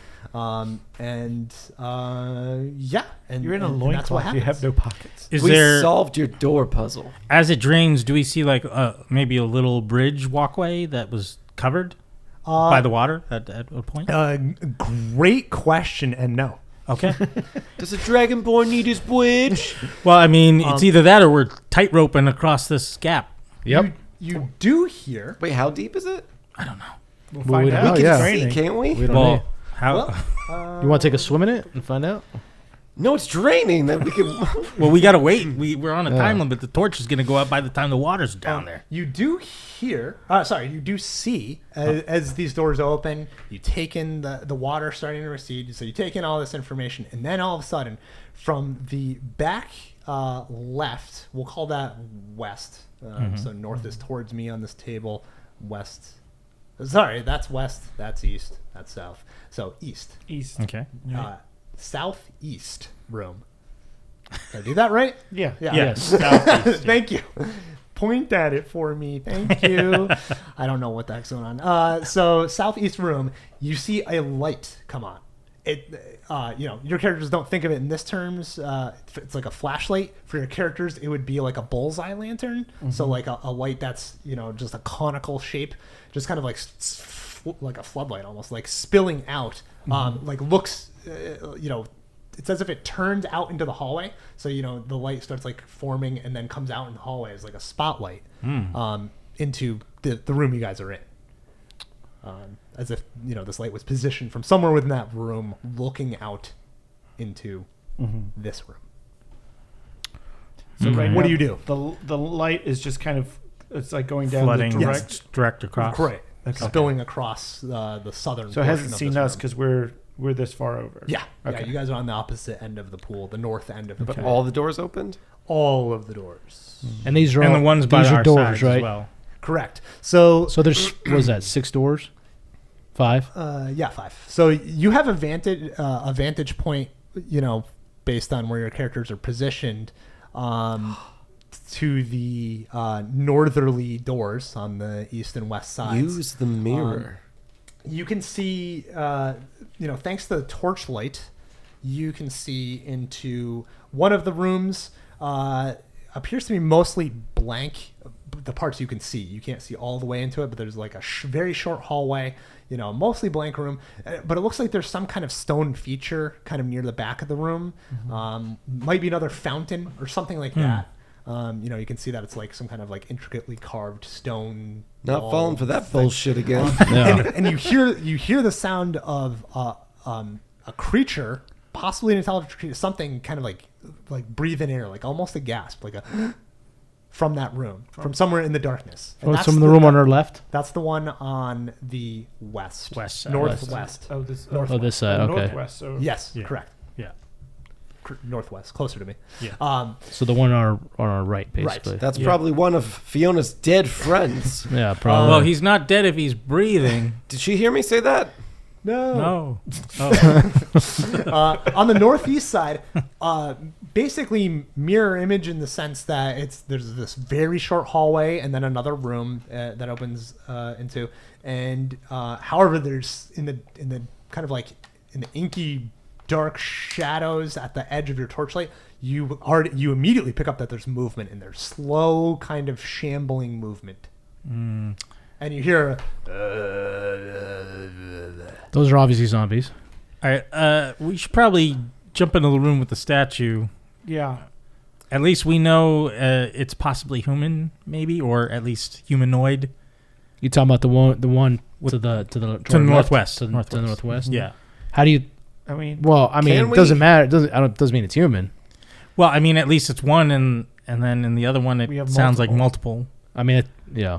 Can we tie the mirror to my 10-foot pole? Oh, shit. No, you're. No, you're not worthless to the party without your pole. I'm sorry. Who said that to me? So we use the north. mirror? I think we should head to the northwest. So because we don't know what kind of enemies lurk in the darkness. But aren't we going into a dark room? Well, we're going into a dark room. Yeah. Well, that one's less dark because we see the Okay. statue in there, right? I have an you idea. just want to go in there because there's less scary sound. Also, think so. Hey, let's since- send. I think that's let's what it send is. the nobody in. But no, if there's another statue in there, No, you. I you've know. got- We should. yeah. I want to. If there's another explore the statue- statue with the mirror. Anyway. yeah, because it could show us what the statue was before. Well, I was going gonna say, why don't we send Gloric Runespear? And however, he does have. I think he healed you. That's He does have the canary in the mine shaft. Yeah. No, he has a missile. So I was saying fire missile. fire missile right in the room. Wait. If it's one of the But people if from it's a the last, survivor- yeah, we don't want to. Who cares about them? No, only Fiona was. She was the Yeah. only survivor from the other one. These are Okay, so mercenaries. obviously So- the people in the other room are the survivors. They're zombified now. Come on, that's what's going on. I was hoping we'd rescue someone, but I don't care about Obviously, our that. Do you guys dungeon care about master. that? Do you guys care about rescuing somebody or making treasure? What do you guys care about? Well, I mean, like, I'm in a lot of debt, you guys. Exactly. Exactly. but this person might have Wizard school's information expensive. that could help us get further into the I'm right. in agreement with It's Pockets. intel. We need more intel. I So you never want- thought I would say that. so but you I'm wanna in go into agreement with Pockets. Yeah, but that could be a dragon there breathing. But you know what else? We could use that person as cannon fodder as we. But we don't know if it's somebody in there though. It could be. I don't know. All right. Hey, Mad So we're- Mardigan, how about you take this torch and go in the room? All right. So No, we're- Mad Mardigan is not that dumb. But where's your pole? Here, no, you know it what? was my only line Here. of defense. I'll go to the northwest door, take my pole arm, rattle it around the door, making loud noises, and see what Okay. pops out. That'll work. Okay. We're gonna have you guys roll initiative again. Wow. Not specifically because you did that, but just so we can Oh, establish okay. an Was order. it Now, six? now that you've come to some It's a decisions. D6 again, right? So yeah, D6, 4 and higher. I You're got a in- 6 because I am Lord Krondor. I got a 3. I got a 5. I got a 3. So yeah, make a new list for this round of My combat. back. Krondor, are you okay? Before after. It just You heard hurts over there, from Krondor? carrying this team. What, Mabel? What did you get? I got a 3. 3. And then Gloric. Did you roll for Gloric? I got a 3. Oh, and Gloric. Yes, I'm sorry. He got a 4. Seems like we always forget about you, Gloric. It's okay, Gloric. I'm still sorry. there. Anyone Tell us a again your human- tale of. Chad, what's your character's race? It's Dragonborn. Wow, you can't just ask that, buddy. I know. Species. Wow. Species. Dragonborn. Dragonborn. Mad Mardigan's a human, so Yes. Okay. Yeah. I needed that for To sleep at DM night. reasons. He can't Wow. sleep tonight unless he knows. Does that matter? That's right. Yeah. No. Am I applying for a job? Wow. Wow. Wow, you guys took Wow. it. You guys took it. I was actually trying to figure out how loyal Gloric is to you guys. And- So wow. he's a racist. Oh, so he's that's what it is. He's a dwarf. Yeah. Of course he is. Hey, I mean, Wow. you know, they get There's 2 elves in the party. I mean, they get a hard rap. Elves are definitely think they're better than everybody else. it's actually a good thing. I So mean, we know we're better. Listen here, booger boy. Hey guys. You're right. He's about to stick his stick in a room. okay. Yeah. So I rolled a 5, by the way. So. no, the human thing is actually a good thing because he gets +1 to his morale. Oh, look You're at a that. leader. You're a leader among That's men. right. This dude? Right. I know, Yeah, that's right. Believe it or not. That's right. Wow. The guy at the end Yeah. of the party, huh? That's right. Okay, so you approach. So first of all, what is the initiative order? Who gets to act before I'm the 6. monsters? You got 6? Well, no, I got 6. The number doesn't Doesn't matter? matter. Okay. It's just 4 or above. So it's if- Krondor, me, and Gloric got 4 higher. and above. Okay. Yeah. But you're in the room, basically. Yeah, so I'll give it to we'll give it to Pockets first because you said exactly what forgot you're your doing. name was Pockets. But all of you get Pockets. to go. All those 3 get to go before the monsters. So you go up to the room. Were you hitting the walls with? I used my pole arm to kind of like rattle around the sides of No, the but door. make it sound cool now. Okay, so I do a hair and a hat trick, like, and then wait for the tap back. Much cooler. Yeah. Nailed it. Okay, so you go up and do that, and there's a brief sound of scuffling feet from behind whatever the stone structure is in that room. And as the torchlight spills in a little bit more, you get your eyes acclimate to the darkness. Looks like there's almost like a fountain. Sorry, not a fountain. That was in the previous room. Like a well. A well. It looks like a stone well, Interesting. raised It's like up a out of the fountain that ground. goes inward. Yeah, it's like an innie fountain. Oh. Well, I've heard of these. I immediately Ever heard of it as a I'm- mini fountain? to the scuffling. I immediately yell, "Reveal yourself, or you're gonna get a face full of acid." There we go. Wow. Roll 2d6. 2d6. Now this is what's known as a reaction roll, and this determines how an intelligent creature reacts to your presence. In this case, your I got a 6 and a 2, so and a 2. 8. So an 8. Do I add? You add. Well, you know what? You are talking specifically and trying to intimidate this thing. So add your charisma. Okay, that's +1, so 9. +1. Okay. Somewhere I'll find my rules and tell you what that means. You better be cool in there, or I'm gonna give you a good old smooch. I can spit acid. So what was your total all day? It was 9. 9. So okay. So you hear kind of the gruff. You can tell like from the voice, it sounds like a dwarf, and he goes, "I surrender, I surrender." And you see hands rise up from behind the well. So this dwarf was obviously hiding behind the well, and you I say- see a dwarf. Gloric, do you know him? Oh, wow. All dwarves know each other, don't they? Wow. Don't all dwarves know each other? Wow, dude. Wow. I'm just asking. Brutal. No, he doesn't know him. Farveer, Farveer Spear Gold. You recognize him from Fiona's story that it's her mate, who is on her team. Teammate is the word I was looking for there. Hey, Farveer Fiona. Spear Gold. He's a dwarf warrior wearing chainmail armor that looks a little battered. Seen hot. better days. He's got a shield. There's a sword on his back. As he stands up and comes into the light a little bit more, you can see there's what appears to be at first you think it might be like froth in his beard, some kind of frothy thing, and then you can tell you get a whiff even from across this room. You get a whiff of dwarven ale, one of the strongest ales on the face of the Forgotten Realms. This is the rock guy I told you about, isn't it? Hey, buddy, you been drinking? All I had left for rations was my dwarven ale. And you realize he's like kind of wavering from behind there. Like, And oh. he looks, you can see the bones in his face. He's not like emaciated, but he's clearly hasn't eaten in days. And so, all he had to do is drink this dwarven ale to keep him alive. I pull out one of my my rations and give it to him. All right. And We're in combat mode, so I won't allow you to do too many more actions. Okay. We'll just get that out of the way. But that can be one of the things you're planning to do. That's what we get for helping a drunk dwarf. Yep.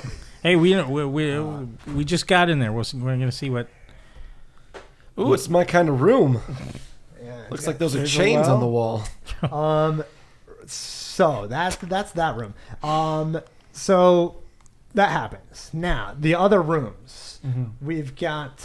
Let's see. We'll only put out what's in view at this point. So the room across the way, you begin seeing some creatures shambling towards the light.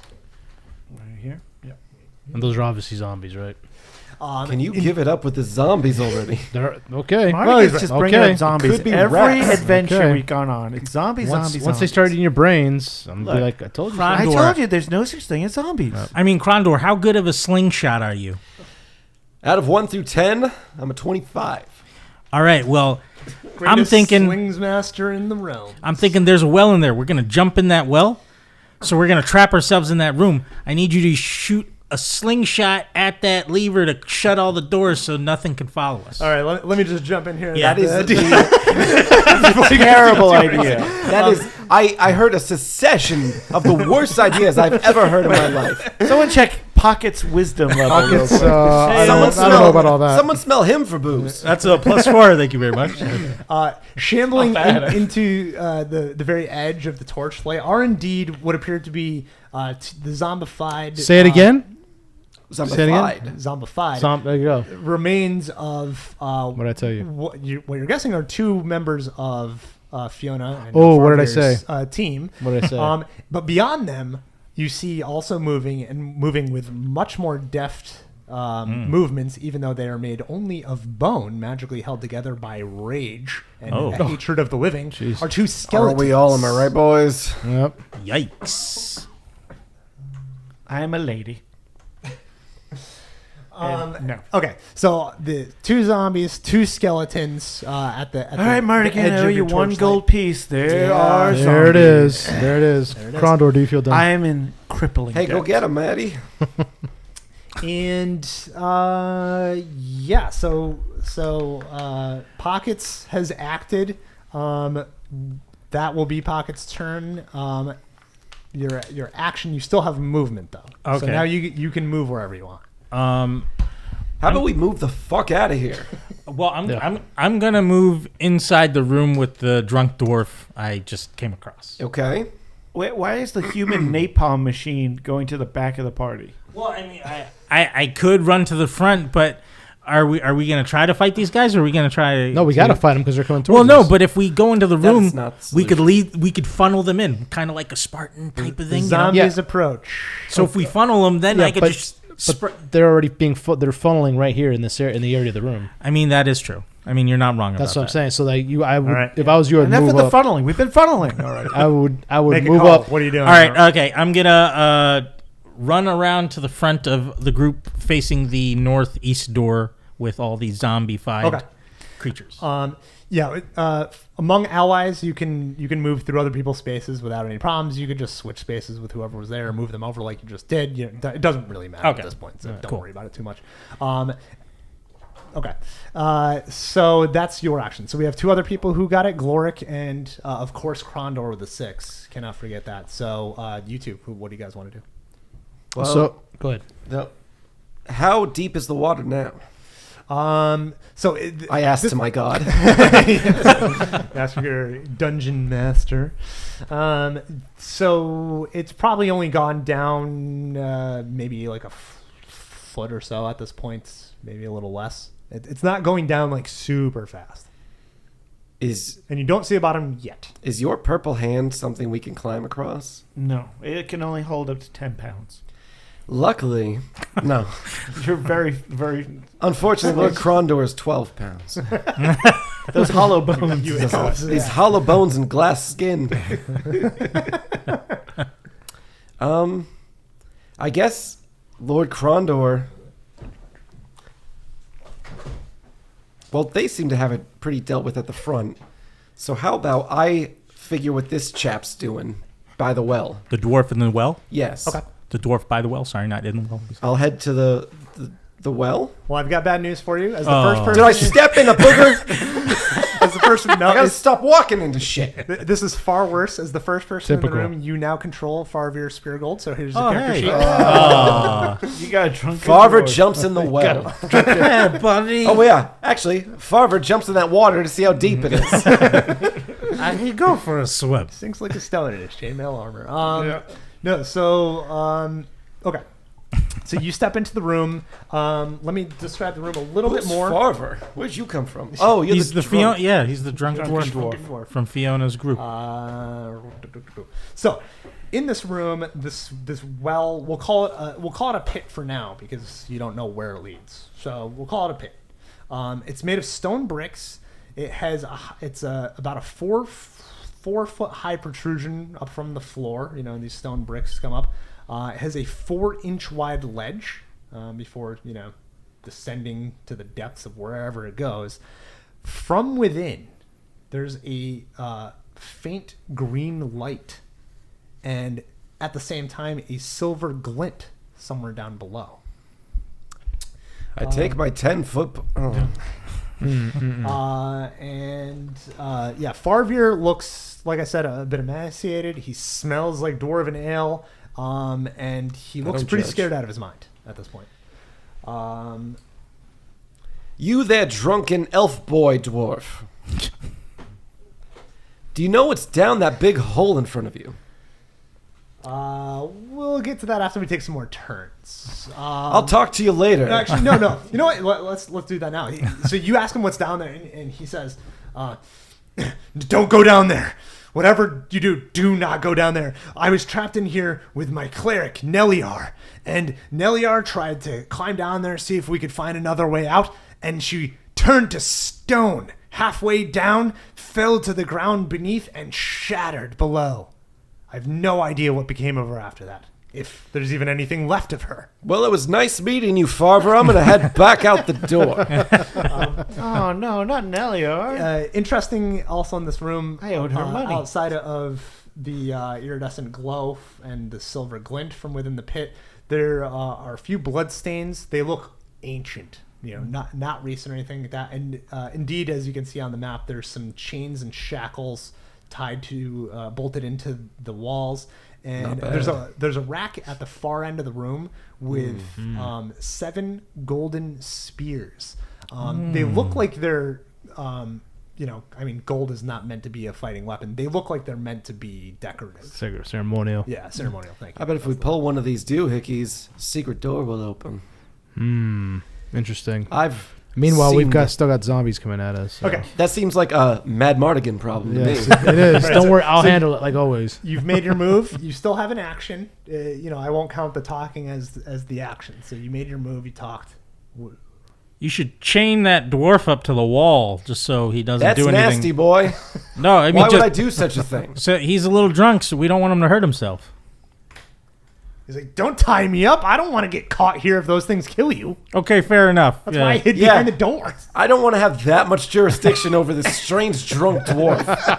That's a big responsibility, and That's I the just first smart thing an elf has ever said to me. All right, I push Farmer in the well, and I see what happens. I push him in the well, and I see what happens. Are you serious? Yeah. If you are, roll d20 and add your strength. That is a 15 plus 0, so it's a 15. Okay. Oh no! I pick him up under his stinky armpits, and I just drop him in like he's old laundry. Since ironically you control Farvir now, you're gonna make a saving throw for Farvir. This is Dex based, which I'm sure is not his best. So you're gonna roll a d20 and add his Dex bonus. He got a 10 It's not going well. with a 1.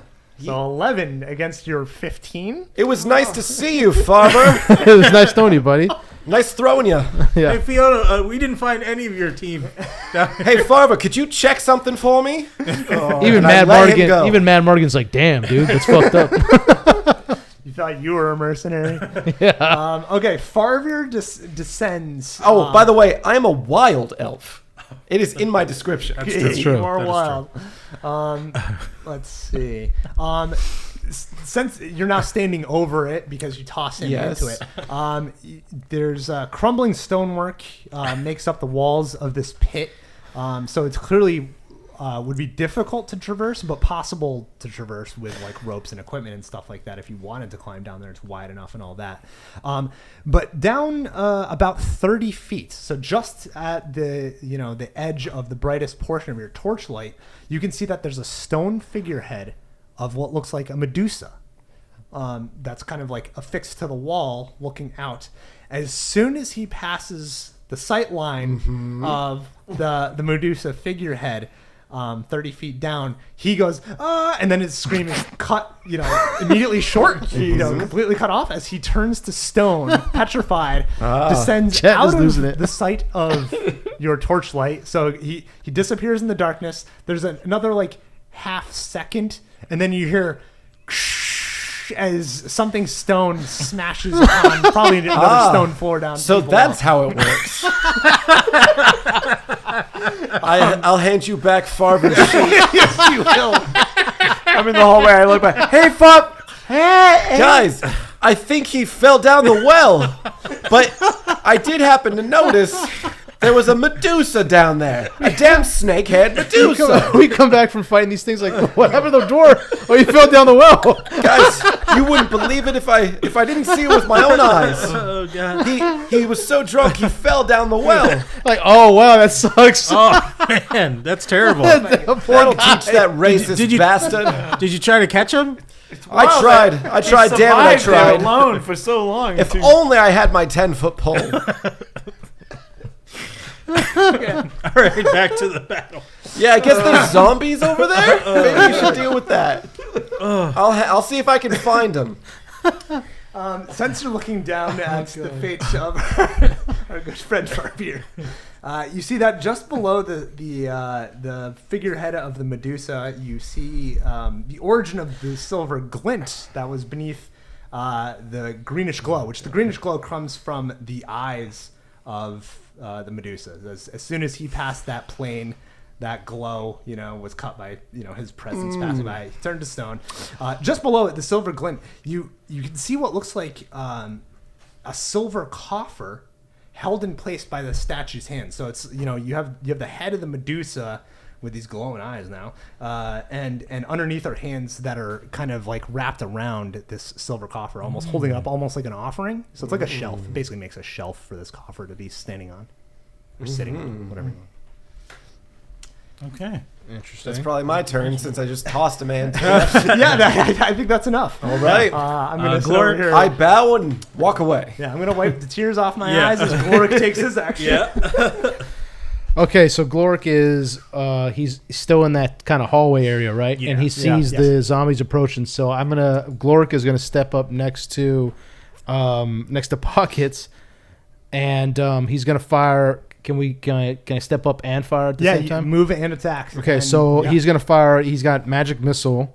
Ooh. I think. Yeah, he's got magic missile. He's gonna fire it at the lead zombie, whichever that one that is. Okay. Yeah, I mean, you can fit them into squares. Yeah. Yeah. Perfect. While Condrick is back there murdering a No, the innocent skeletons man. stay put. You don't though. know. We don't know yet. You're right. Well, we're actually fighting a battle here, so trying to protect everybody. Okay. Okay. So he's gonna fire a magic missile, and can you pass me that? All right. And- Yeah. So the magic missile card will tell you, whatever stats are on the thing. I don't even know if it needs an attack roll, but it might in this edition. So wait, did I did don't give see you the anything cards? on here. Probably on the back. Oh. I got a magic missile Oh, card. cool, cool. Okay, instantaneous 150 feet, which I'm guessing the zombies are within. Yeah. The spell conjures a glowing dart of energy that the caster may choose to shoot a visible target within range. Missile hits unerringly. No attack roll saving throw is required. Missile inflicts 1d6 plus 1 of damage. Higher level casters, which I don't know if Gloric is. 2 additional missiles are conjured per 5 experience levels the caster has gained. Multiple missiles may be directed at a single target. Yeah. So. Okay. So yeah, I missed all that because I was looking for the spells. Oh. So roll whatever it said, or This is a 1d6 Okay, plus thank you, 1 is your thank you. damage. 1d6 plus 1, right? yep. All right, here we go. Magic missile. This is 6. Oh. Yeah, you want to roll a d6 plus 1. Yeah, so it automatically hits. Which All you right, get. here we go. Yep. Oh, Does it count? I don't. It fell out of the thing. 4. just roll in front of you. Yeah, you don't. I thought that I'm thing gonna was stop that doing low. this. I'm gonna stop using that thing. It's way on the other side of the table. That's a 4. Or do I roll again or what? Oh, No, that's fine. Okay. 4 plus plus 1, one. right? Yeah. 4. So 5 damage. Yeah, 5. Yeah. Okay. Against the lead Zombie, right? The one's coming down the hallway there. That was a good one. Right. Describe destroying this zombie with your magic missile. Ooh. As it hits the zombie, it hits it straight in the chest and just completely falls apart, like if it's like just blown to pieces. That'll show Fiona. Wait, Whose side were we on? Okay, so that's right. You can still finish. You can keep moving if you wanted to move because you still have some movement left, but that's up to you. You could still also stay put. yeah, no, we'll stay. We'll keep Godric there. right. Gloric. So now it's the monster's turn. I take it. Yes. Yeah. Okay. I'm playing a lot of Elden Ring. yes. Okay. Farveer goes. Oh, Just kidding. So the zombie goes. wait, let me ask what he would like to do. I'm just going to stay down here for a while. So the zombie is going to move up and attack the person who is immediately in the doorway, who is not shooting a magic missile. So that's me. All right. Pockets. So pockets. Roll Pockets. your defense. So there's a d20 plus your defense modifier. It's by your armor class. Okay. 15 plus 2, 17. Nice. Describe your dodge. Or deflection, or however any defense you can think of. You can do. Go. I quickly dab into my arm. I do a quick dab out of the way. He invented it. Yeah, it tries to like First time ever grapple done. you with its hands, and you just kind of sidestep it with the dab. That's its action. Who's next? Okay, we got skeletons. Skeletons. So the skeletons hang back in that room. You can barely see because the torchlight has moved to the opposite room, across the hallway. So it's very dark and murky in that room. The skeletons are hiding behind something. It looks like maybe a table or something like that. They're kind of like using it as half cover, and they pull short bows and start firing. So the skeletons are a little more tactical. Good thing there's a zombie in the doorway. They're firing kind of indiscriminately through their buddy, who you recognize from Fiona's description as Joran, the fighter. We'll never forget you, Shield. Let's see, 2 arrows. They're just gonna aim at the Dragonborn again. So pockets, you're rolling defense 2 more times. All right. Can they possibly hit him? 12. He that's has cover 14. relative to them. It's 14.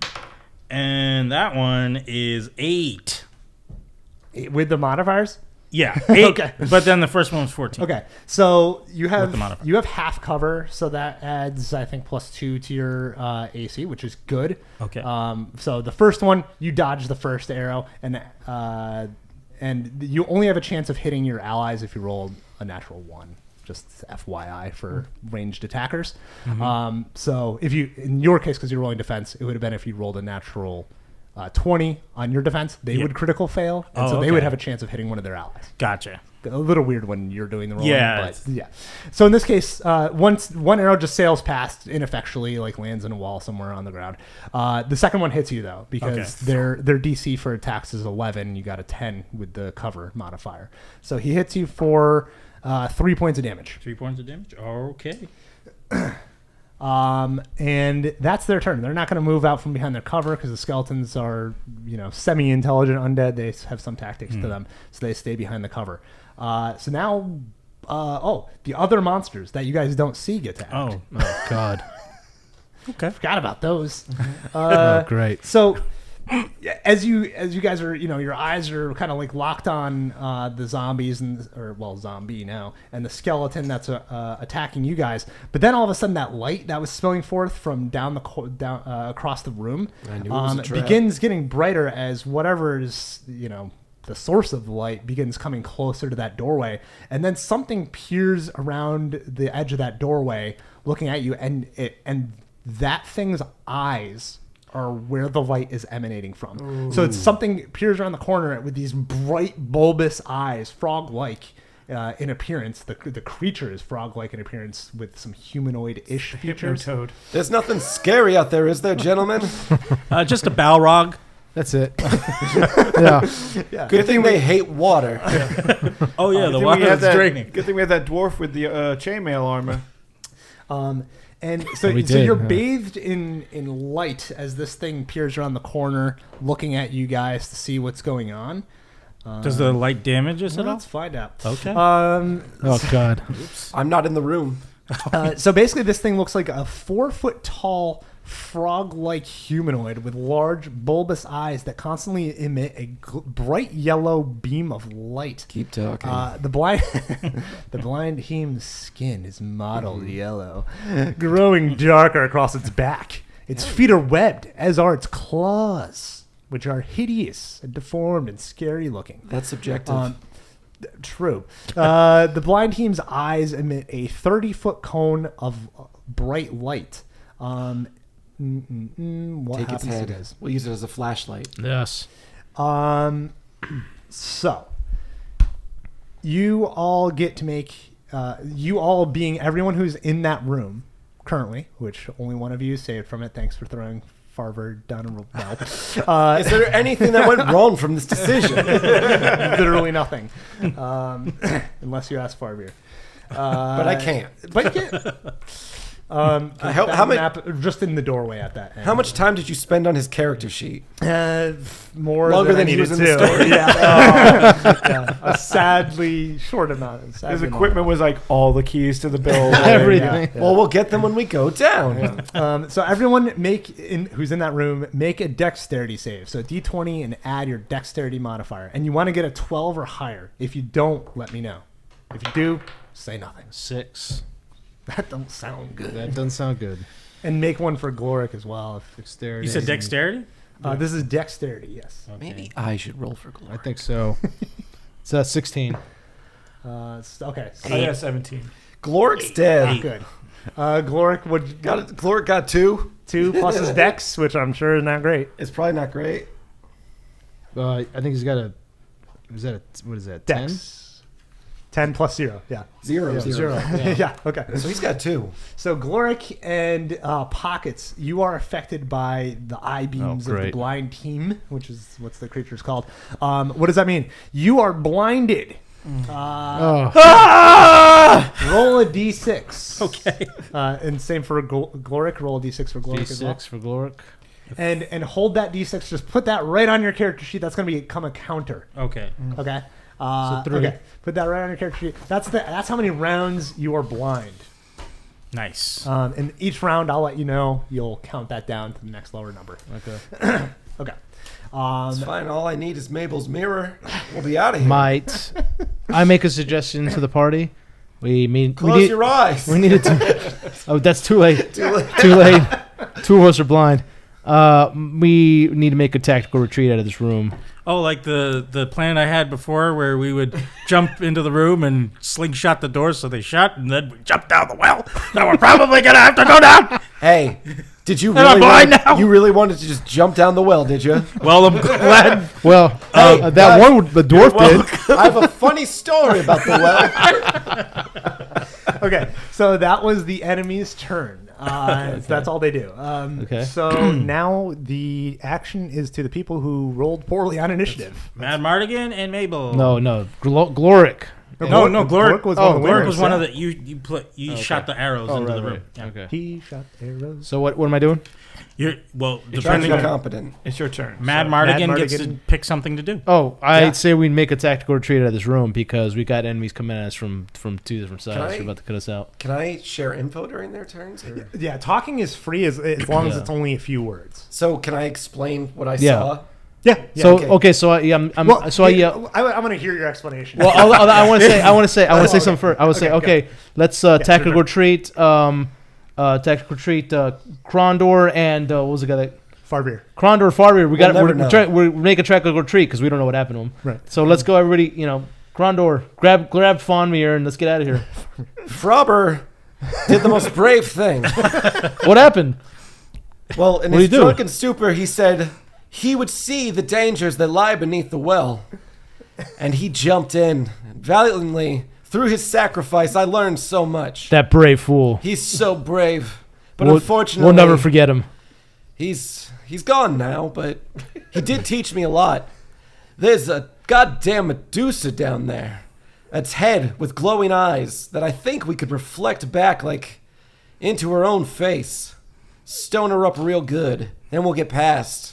We'll never forget him for his sacrifice. Never forget. Maybe we'll share some of the booty with his family. Maybe We'll But probably never not. forget from Farber, Full moon. Truman, oh, whatever his name was. Brave fool. All right. hand me your mirror when you get the opportunity at your earliest convenience. And possibly a rope. All right, Mad Mardigan, what are you doing? Based on that I'm saying let's make a tactical retreat out of this Okay. room because we got enemies coming at us from two All right. sides. So you can move. I believe you are not in melee with. Well, let me ask the team. Yo, guys, what do you guys think? I think we should make a tactical retreat out of here and make our stand by that fountain because then we can funnel them in right here in this little kill zone. I can't see. So hold on, but I'll Okay. grab the people who are blind and we'll lead them out You're going to lead them out that You way. want to go this way? towards the fountain, the first 10-foot room, pole. the first room that we came out of the 10-foot pole. Did I not tell you there's a goddamn Medusa we can get down? So you want to jump down? Well, no, we use. He said. I think. there's I climbing. can't, Wait a minute. no, Okay, guys, so I you can't want- see, but I think I could hear pretty well. I think he's trying to say Use a mirror. use a mirror so we could get down the well. Sounds good. 'Cause they- Okay, tactical retreat out or back into that well room. Back into the room that I well mentioned room. Yeah. To the well 5 room. hours Let's ago. go. Okay. all right, Mad, make a decision. Let's go. All right, let's go into the well room. Let's go, everybody. I grab pockets, and then I God. grab, Just pull my Gloric, tail. somebody I'll just grabs follow Gloric. my You grab. tail. You Yeah, I have Gloric, grab Goric. and we move into the war room. Okay, and that's your action. Yeah. Okay. Wait, does the zombie get a? No, he's coming towards us still, right? So the zombie gets an attack of opportunity against the person in green who's in the doorway. I think that's me. Pockets. Okay, Pockets, Yeah, all so he right. gets. Blind oh shit! Oh blind Jesus pockets. Christ! So Pockets, roll your defense. Now you're rolling with Oh. disadvantage because Oh, you are no. blind. Okay. So roll 2d20 and take the worst of the two rolls, and then add your defense rating. 13, Okay, that's pretty good. That's not bad. 15. Oh, good. You might have. So what was the lowest total? 13. It was Plus defense. plus defense. 15. Oh my god. Yeah. So you're fine. So I'll grab you. Oh, Yeah. a brush of wind just went by my face. I think. What was that? It startled me a little bit. We're all going in there now, right? We're all So going yeah. here. So move all those characters into that room. And the reason why the other person doesn't get an opportunity attack, just so you know, is because you're around the corner, so the wall gives you cover. So whenever you have cover, they can't make an opportunity attack Gotcha. around the cover. Yeah. That's all. So Did you happen to take the rope I asked for? I mean, I have rope, but I can't grab it because I'm blind. I'm pretty sure you know where rope is on your person. I mean, it's in my backpack. I mean, if you want to reach I'll in and find get. your damn rope. There's rope there. All right. Somebody grab some goddamn rope. So that's everybody's actions, right? Did you go? I didn't go, but we You all grabbed. Okay. grabbed you, ran. the dwarf from She the grabbed- back, yeah. so- Yeah, so that's your action, like grabbing, hauling Okay. a person. That's your action and moving. So Would do you your like to movement. do the thing with the well? Yeah, I can. Well, no. So with that being your action, we're back to the top of the initiative. Yeah. yeah. Okay. So Which So might that- be my turn. Yeah, it's you, me, and Gloric. Yeah. yeah. So Okay. You so two and Gloric. So so- Gloric and you were blind. So Yeah. you can go first. Yeah. Mabel, may I have your mirror? And the blizzard one. Pockets. Pockets, yes. You there. May I have a rope? And I'll tie it down and I'll stone this Medusa real good. Here, hold on. Let me blindly go through my pack and I'll grab get my it rope. for you, Mabel. here's the Mabel. mirror. Here's Thank the you, mirror. Mabel. Just be careful with it. It's Yeah. So wait, magic. Can I actually look down? Okay. Yeah. You hold the. Sorry, Michael, walking away from the mic as a talk. That's smart. you're in the well. You hold the mirror like down and then kind of like position yourself underneath it so you can look up into the mirror down the well. But luckily there's plenty of light coming up from the green glow. It looks newer. The Medusa head, it's like this stone figurehead. That's just kind of fixed to the wall. You can see how it was hung there. There was these like metal hangers, and you can see them. They've since receded into the wall as the brickwork has gotten like looser over the years and kind of eroded. So it's kind of like set back a little bit more than it was. Like we're talking inches here. So you used to see the setting that it was connected to. That's all. The coffer was not there in the hands. The hands were empty, so it's still a shelf there with the hands, and so it's basically just like think of the bust of and above with two hands kind of like sticking out of the bottom of the bust holding it up. So there's not like the full body of the Medusa or anything like that. It's just the head, shoulders, hands holding this empty shelf up in the mirror. So do you think it's the coffer that's causing the magic? I want to try using the get over here hand to go grab the coffer. And Let's bring do it. that before we risk the mirror. That sounds good. Yeah. Yeah. That sounds. So we're gonna do the helping who's- hand. Well, Okay, Whose so turn is yeah, we're still in yeah, initiative some order. point. 'cause Oh, we know yes. that. So you look down, you see that we'll call that your movement. You still have action. should I pass since I? You can, yeah. Because I think we're gonna do that, so I'll pass. One of the things you can do, and you don't have to like decide what the specific action is, but you can ready an action, which means you can kind of like wait like you're doing, and if something comes up, then you can take an action. So I'll do that. We'll just say you're holding your action until that happens, just for ease of use. So you might still get an action later on. If you want to interrupt somebody, just say so. Or if that zombie comes in. Yeah, that's a good reason. Okay, so that's your turn for now, Krondor. So the two blind people, Gloric and Pockets, you can knock your die down one value, so you only have a few, couple rounds left. You're still blind. Yes. You hand it over. You guys didn't take any actions or movement. What do you want to do? And you can also hold your actions too, but you don't really have a trigger based on sight, so that might be hard to do. I go, what do you see? In the what? What are you? To who? We already explained all this. Oh, okay, my bad. Sorry, I'm blind. Are you new? You're not deaf. All right, guys. While you guys are trying to do this welding, face me at the door and just tell me someone's coming, and I'll just spray acid at whoever comes through the doorway How does it come out of you? through my mouth. How I'm much? glad you asked. 15 cone spaces worth. Cones? I mean, 15 spaces in a Spaces? What? Man, what devil language are you speaking? Cone. Sorry, 15 feet in a cone. in a cone angle. Cone That's angle. a weird way to describe it, but thank you. For In being a, so or a insistent. quarter of a pie. Sure. If you took 1/4 of a pie and then you aimed it at a doorway. I don't think we have time for this. Okay, right all now. right. Just aim me at the door, please. Gloric, what would you like to do?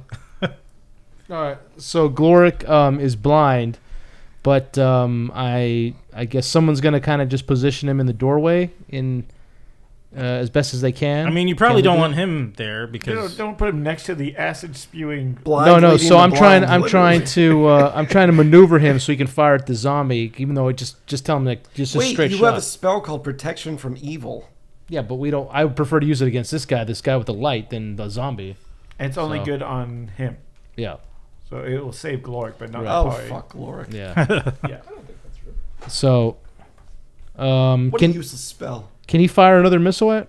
Can we fire a missile? Just tell him to just aim straight. So, protection not with from me in the evil way. spell. The spell Yeah, well, wards the caster from melee attacks and special I abilities. feel like we're building the bridge under us. say that again, Watson. The protection from evil spell. Oh, there you go. There you go. I forgot to give you your spell cards for Gloric. Oh, there you go. There you Okay. Yeah, the All right. spell wards Yeah, the that's why we're caster losing. from melee attacks and special Oh, abilities. just a favor, guys. But not the group. Don't let Gloric fire missiles I'm from not my gonna- back, please. Yeah. Yeah, I'm gonna position I'll him in see front what of I you. can do. All right, so I try to position Gloric next to Pockets, Yes. right? So Two they're side by side. Two blind guys watching the door. Yeah, they'll take the. Well, for combat purposes, you can just keep him behind him. Right. But we'll say that. Cool. You can fire between my legs. yeah. Just Hope we go solve prone. Hope we So I'm solve gonna this tell him. I'm gonna Medusa tell him. puzzle All you soon. gotta do is just and I position him as, or he's positioned as best, just straight and just fire a missile Now at that who's zombie. watching to see if someone's coming? Yeah, Well, that's obviously Matt is. He's behind him. He's the one that's kind of like positioned. You Right, seem stand like right a here. supervisor. Stand right here, bro. Yeah. you're just holding. Stand right- You're I don't- holding hey, his hands. I said if I Those who can't do. Matt originally had light crossbows, but that got taken off my sheet. Yeah, so sorry. so I don't have that anymore. So I'm gonna just come position him and You have can he- daggers? Can he? Yeah, you got I can't. I can daggers. throw a dagger. You at can a throw zombie. that. Yeah, you can throw the dagger. I mean, it won't do anything. Mad Well, it's not Martin? gonna do anything, right? Yeah, it's a Yeah, zombie. oh, yeah, Let's daggers do a headshot. Do you D4 Yeah. damage, man? Okay. All right. I didn't know that. I didn't know I could. I didn't know Yeah. I could. I thought it was just for stabbing.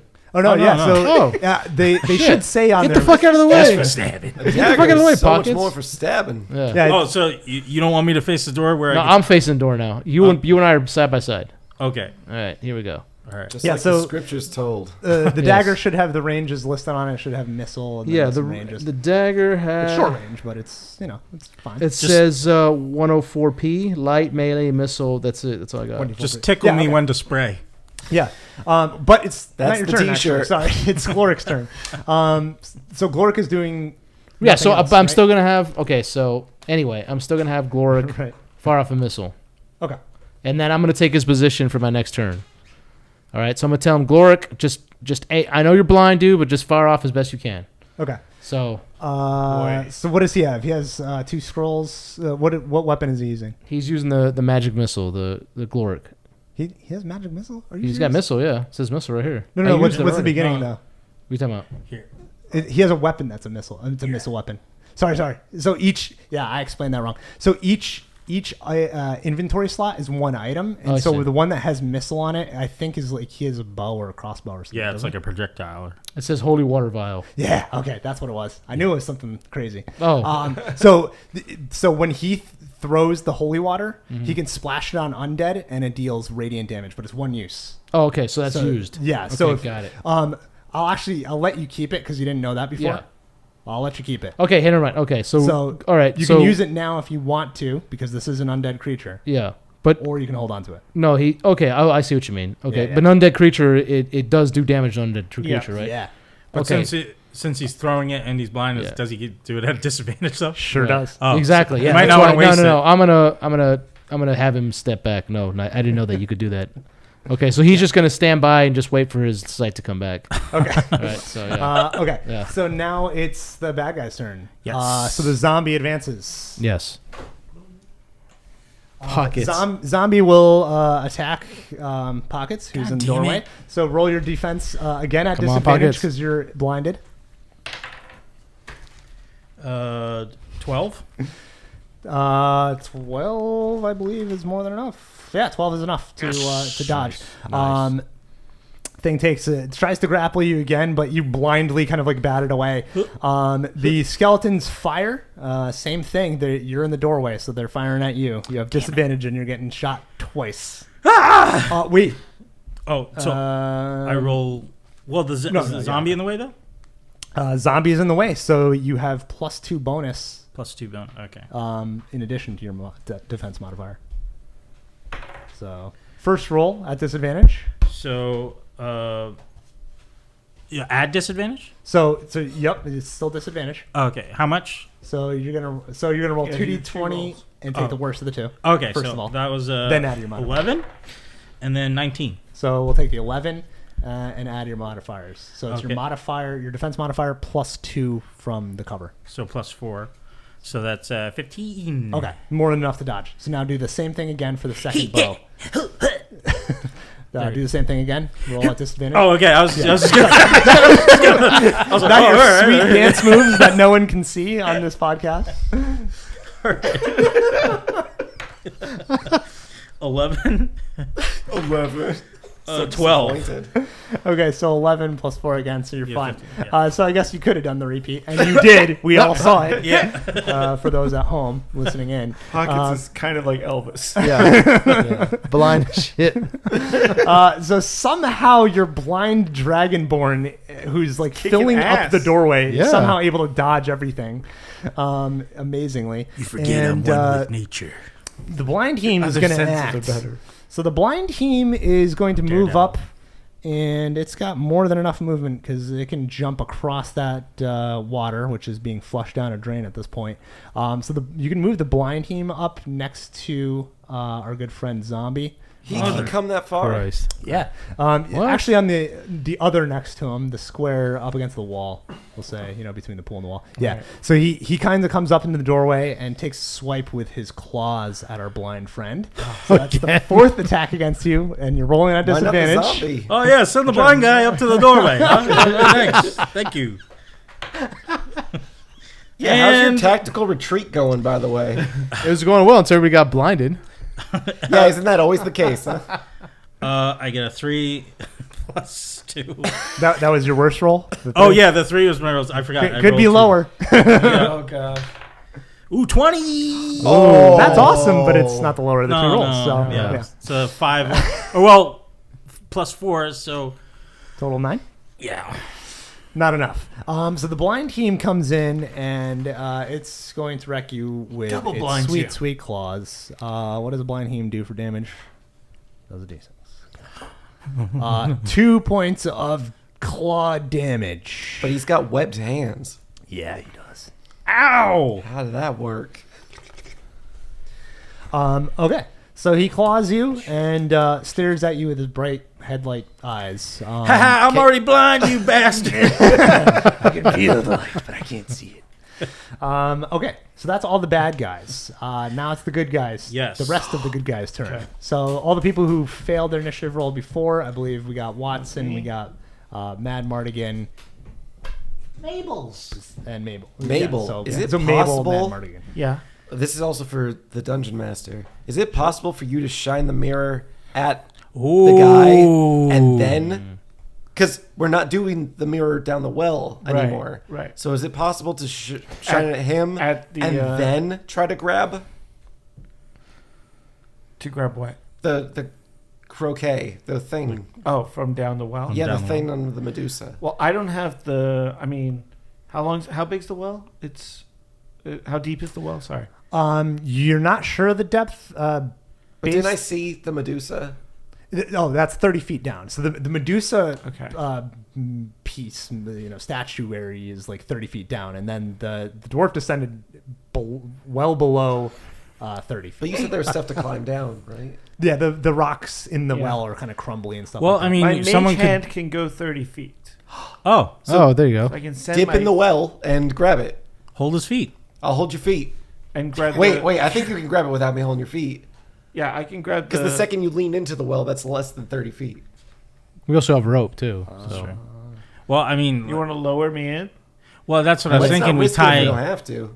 yeah, I mean, yeah, if immediately you could reach Because the he can 30 reach feet. it without yeah, us. That's true. yeah. So just to clarify a point in case it matters, which it sounds like it's gonna matter, the silver coffer is immediately below the statue's head. The statue is set at 30 feet, so it doesn't say that it's like a foot below or anything like that. So I'm gonna say it's basically at 30 feet. Okay. So you don't have Okay. to descend down the well. I mean, in also order to you get got the helping hand thing too. Yeah. So How far can that go? That can go. Am I helping? It's probably like inches, so you could just like put your hand down there and Yeah, just, I'm like, also go up curious. or something like that. If your eyes have to make contact with the Medusa, or if it sees your hand, it No, will turn you to just stone. have to see it's a magic the shelf. hand. It's It's a magic hand. It's a light construct. Oh, then yes. So it's not like a physical part of my being. Is it possible for you to do 2 things in this turn? I have a movement and I have an action. Right? I can't Yeah. take 2 actions. You cannot. Okay, so I can do one. What the mirror. You can tell me what you want to do, and in case because there are some things that are technically free actions. So, like for Oh, example, wait, I also have a move. You still have a. So you can pass yeah. me something too. Oh, Yeah, picking up a thing that's not attended or like being Okay. held down is free. okay. So then that's worth I it. throw. Well, no, you still have the I mirror, gave it right? back. Oh, you gave me the card, but did you give me the Oh, mirror back? yeah. Handing off an item also free. Okay, Yeah. so here, Yeah. take the mirror. The only interactions that are hard is if something hard or if something's like stowed like in your backpack, you have to. It's an action to pull out your backpack, rummage through it. But if it's just in your hand, handing off, no problem. Yeah. Oh wait, we should. Like pulling those levers would probably be a free action if you were next to them. It makes sense through the thing that everyone can see in this audio medium. Yeah. But Yeah, what are you saying? I'm closer to the well, and then Yeah. you're further towards the entryway. his eye beams can see this mirror if I was to point it that direction, right, without looking. Oh yeah. So you can hold the mirror Then I up to can him. just hold the mirror up. Yeah. Yep. Okay. And I do that. Okay. You hold the mirror up, reflecting some of the light from the blind team's eyes back at this thing, and I honestly wish that was going to lead to something really cool, but it specifically says the blind team is immune To its own. sight. Yeah. But that They could have mean no- anything. So you reflect it back, and so there's a lot more light in the Did room. that do anything? Yeah. The blind team is like "Rah," and keeps trying to claw at your friend. Well, Doesn't seem to be effective. that was me. I'll give you this though. The zombies still rely on sight. The zombies still. There you go. So I'll give you that one. How about that? You blind a Thank you. zombie. Hey, actually, thank you. So zombie has to make. I'll let you roll for it. It's what Farver would have wanted. Yes. He said that specifically in his will. Specifically. As he fell. It's kind of great though that the zombie could still smell my blood. It's because he's right there. Yeah. So you're gonna roll a d20 plus 1. This is the zombie's saving throw against being blinded. A 7. A So he's 7. So that's a 8. fail. So roll a d6 now, and that's how long the zombie's blinded, and I'll keep the counter over. 4. 4. So, Very nice. so the zombie. You blind shit. We're gonna have a blind fight. Zombie's blinded for 4 rounds. It's a good you old fashioned go. blind fight. That was a free action, right? Zombie's like and starts like bouncing off the walls in the doorway. It's not sure where to go. You think that hurts? Okay, so yeah, now it's you, Mabel. Okay, do you want me to do the? Yeah. Okay, so I cast Mage Hand again, Nice. down the well. So I have to. Oh yeah, I have to do a d6 to see if I can keep it. Yeah. See if your cantrip Hey, power disappears. This would really suck if it didn't work, huh? Well, the spell still Yes! goes. Nice, a 5. So just as a note on that spell, so the spell works automatically, Yeah. and then you're willing to see if you can cast it again Yeah. later. So it would have worked anyway. Yeah. That's great. Okay. Good to And know. I got a 5, so I do get to keep it. Perfect.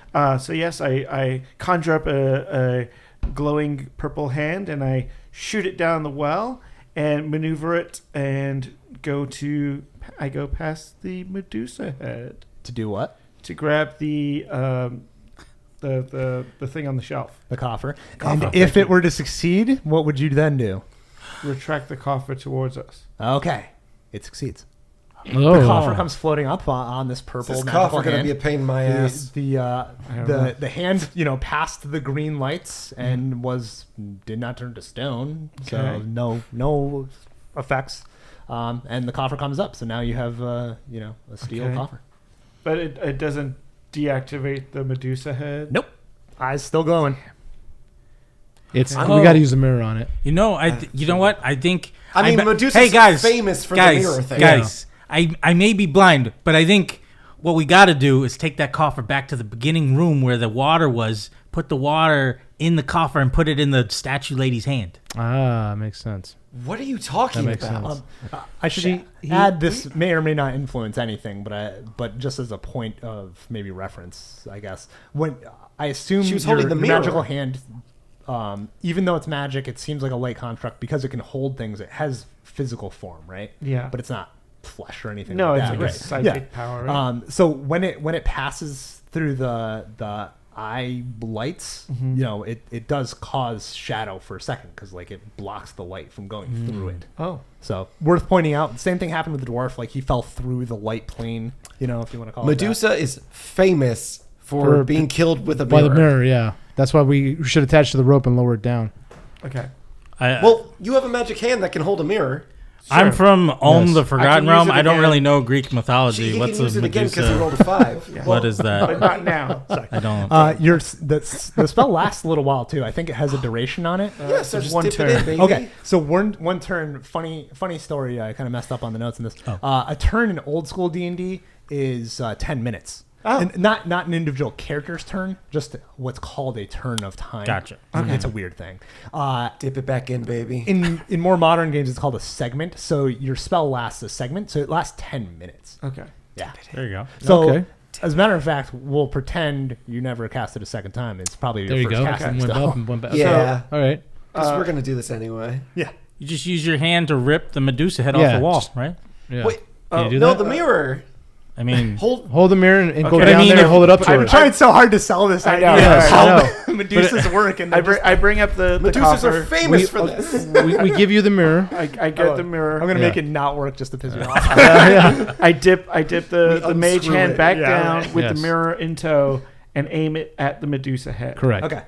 All right. So you do what Dan has been saying for at least 20 minutes. Just now. to make him happy. I've been saying it too, but damn. Yeah. I don't want to give him all of it. Just No, it was me. No, it wasn't. I walked in So this room and said, you send down the mirror of sap. It cuts into the plane of where these lights are coming out of, and reflects the light back at the stone figurehead of the Medusa.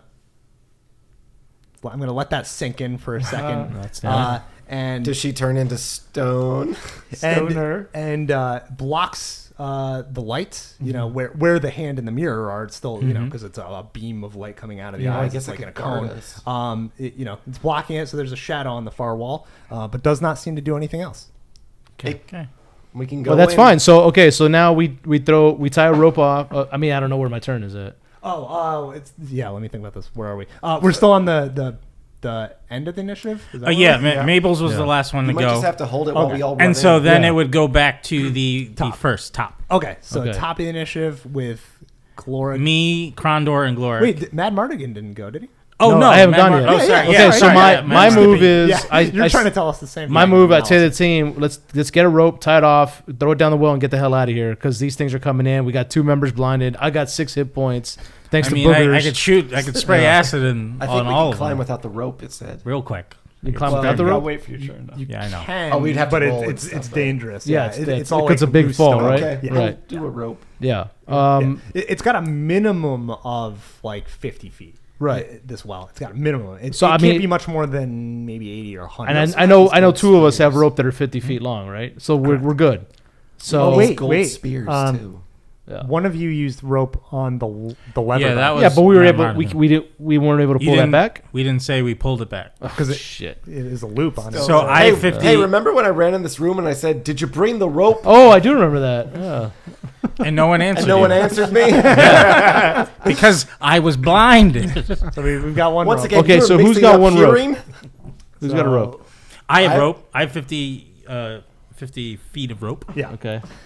Okay. So Mad Mardigan. So can I suggestion to the team, to the party? Can I take the rope off of your Yeah, just your grab belt, it on my pack. run to the well, tie it off?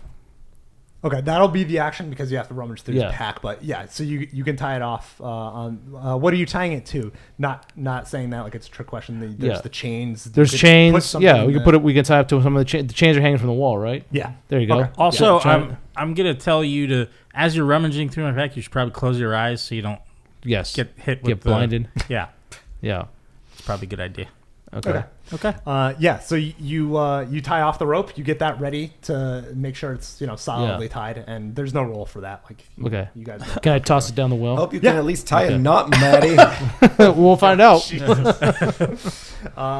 Okay, so that's Mad Mardigan's action, and that was the last person on this Yes. round. Okay, Yeah. so back to the top of the initiative. I'm gonna go first here. I'm going to say, hose them. Yeah. Hose 'em, baby. Well, should I turn this down to 2 before I do that? Yes, you may. Okay. What town? Turn One. down You my can both blindness do to it. 2.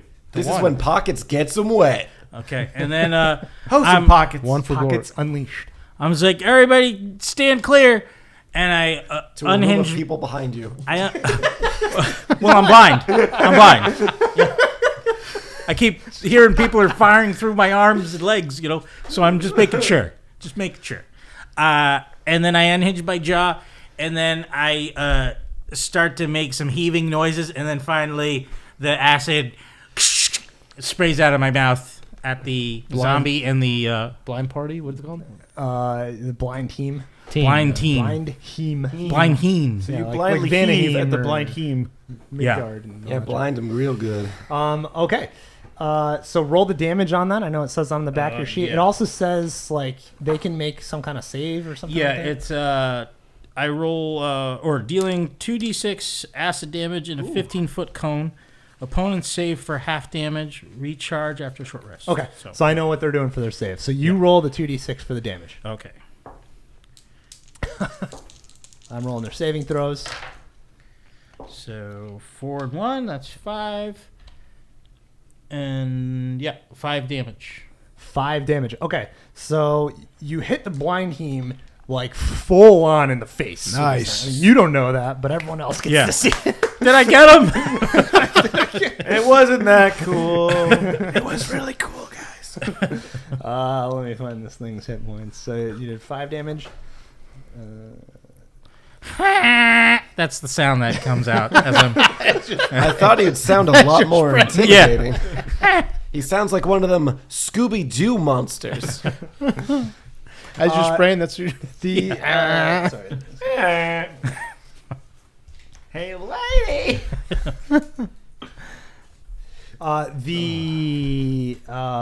The zombie takes a good amount of it, but not quite as much. Kind of like maneuvered slightly out of the way. It's only got some on one arm, and the acid is eating away at its flesh on that arm, but it's still able to reach out with its other arm and get all grapply like zombies do. The rest of the acid ineffectually like lands in the stonework just beyond them and kind of like sizzles a little bit. But yeah, the blind heme took it full in the face. It's still up and looks angry and stuff like that, but it's definitely hurt. Does its eyes still work? Yes. It's Okay. You didn't like get both of the eyes. Aw, with the man. acid. You might have got like It's like a jack-o'-lantern. You got to really get in there. Yeah, you gotta make an effort of it. Blow out his light, lizard So boy. that was you. Who else is in this first round? It's We got Gloric and Krondor. Gloric and Krondor. So Hey, Gloric, I think you go down that well. Go down there. Yeah. So I tell Gloric, let's go ahead and go. Some- He's blind, but so what? I mean, you don't need to be blind. Hey, you don't need Krondor, you should throw him down the well, I think. I would never. to- Gloric is like, what happened to Fred? What's his name? Frederick? We'll never forget Fablar. Farm here. Armor.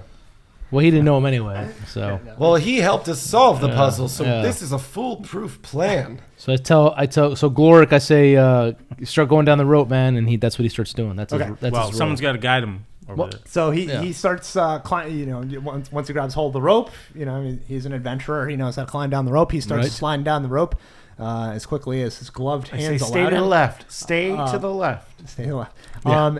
Don't and- knock the mirror and out of it. describe what you're doing with the mage hand. So Mage Hand is What? down the well, holding the mirror in front Well, no, but of... that thing's it's stone. It's not a threat anymore, right? No, but he's got to keep the mirror there. I got my Mage Hand is on holding the mirror in Oh, shit. place as Yeah. people go down the well. Ah, Yeah. okay. Yeah. So we got to do it in 10 minutes. Yeah. So, Or you could just dwarves close your Getting eyes. real heavy on my psychic hand. Or you can just guys. close your eyes as you're going down, right? because let's okay. So here's the interesting thing. So dwarves are stocky. They're really big. Wide, specifically, they're described as wide. They're about as wide as. And a he human wasn't is. meant to be. So we're gonna give him a dexterity save. He's at disadvantage because he's blind.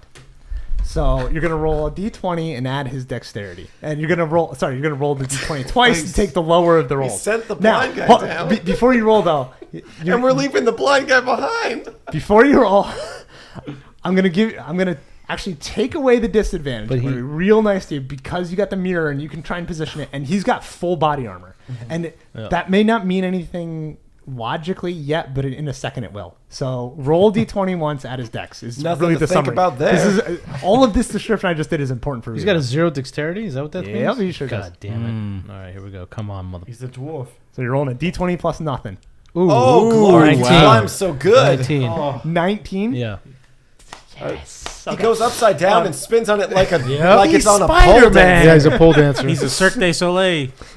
Yeah, so he slides down it between you kind of like, reflecting the light in a certain way and the fact that he's fully armored, not a piece of his flesh enters the light, but like his shoulders, they're big and stocky, like those go in the light, but they're armored. And he goes past this thing, and because the light is cut off, he does not turn to stone. He sails right past it, Very good. Nice. and he's good. Very good. But his shoulders were very clearly in the light, and no problem. But that's Okay. because he's stocky. Yes. Yeah. Yeah, But nothing happened Not like when a it went slim, through the trim Krondor. Like the elves could easily get past very it, Or you know a, what I mean, 'cause cut they're or a slimmer. cut Mad Mardigan. Yeah. Yeah, Well- Matt Mardigan might have to make a roll because he's a little bit burly. You might have to ditch some of Like the it's your barrel muscles. chest. All right. Yeah. Oh yeah, and But you wouldn't have disadvantage. I'm a big Okay. dragon man. Big dragon Yeah. mind. Well, you're screwed. Tuck the tail. Okay. So he descends. Okay. What's After- down there? Yeah. After he gets don't have much of a to choice. about he gets to the end of the rope, you hear him sliding, and then whoop, there's no more of that sound of like the rope Yeah. sliding Yeah, through yeah. the gloves, and you hear oh, and then very soon after he makes that sound, he crumples onto the floor below. Oh, good. In a That's all loud, right. That's all good. loud smash. But you hear him go oof. Could you put down a pad or something? And he sounds like he's like rummaging around trying to get his bearings or something. He's like all right. that. He's all right. He's probably fine. He calls up. He's Next. like, Yeah, does he I'm call a, up? a little winded, but I think I'm okay. How many? How big is the drop between Doesn't matter, the he rope can and catch the? us now. He's good, right? Well, Yeah, he's a dwarf. He can measure distances down in tunnels. I mean, also he's still blind. he's like, I think it was about a, let's see, it was almost a 30-foot drop. Yeah, that's all right. He did take some damage from that. Oh, crazy. that's the kicker. But you made your saves and stuff like that, so I'll give you the benefit of the doubt here. So he takes 3 points of damage. Okay. That's not good. All right. So Krondor, you're up. He's a first level character, so he doesn't have many hit points. Okay, so Krondor is up. What do you want to do? How long is my sickle? Sickle is just like a little hand weapon. It's no longer than a short sword. So And what's in the thieves' tools? thieves' tools, tons of stuff. Like you're gonna have little lockpick tools, of various sizes. So you think like Allen wrenches and little long metal pieces, and there's probably pliers. It's like a miniature tool set. Think of it that way. So lots of little tools, files, like a metal file to like loosen a lock or a locking mechanism. Just little tools, little hand tools. Okay. Can I do the following? Can I grab Pocket's tail and pull him towards the well as I go in? So he at least is touching the well. Yeah. Do I have your consent? That's Yeah. the question. Yeah. Just yeah. Do we Pull, have time for this? no, pull me to the well. Yeah. I'll grab his tail and pull him towards the well. Whoa. All right, the zombie's gonna take its opportunity attack at you. And thank you for that, though.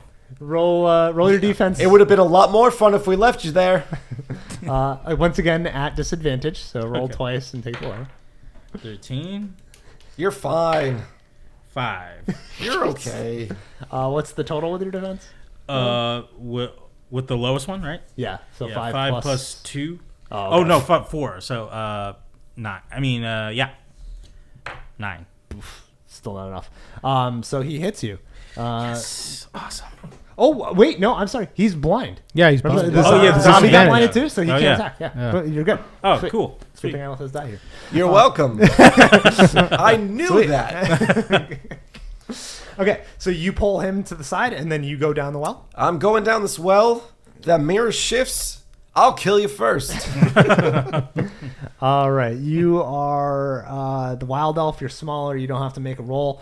You just have to make a roll. I slither down like it's a. So you get because you also have the torch. We'll assume somehow you wrap throw it the down thing. Oh, you could throw it down too. I'm what not do you doing that. What do you want to do with the torch? You can slide down on one hand. I can slide down on one hand and hold the torch. Yeah. Okay. So you slide down with the torch, which now plunges the room above into. Could you? I was about to say, entirely could you, dark. Could you but dim pass light. it off to? Well, we got the guy with the eye, so it's lighting it up. Oh, isn't that's it? true. Yeah, that's a good point. There you go. Oh, good. All Once good. again, I thought ahead. Good eye. Ah, Okay. So you go down the well with the torch. The drop is 30 feet down once the rope runs out. I'm so thin and feeble. Can you catch me, Godric? Gloric. You see Whatever. Gloric standing on what looks like a pile of broken stones.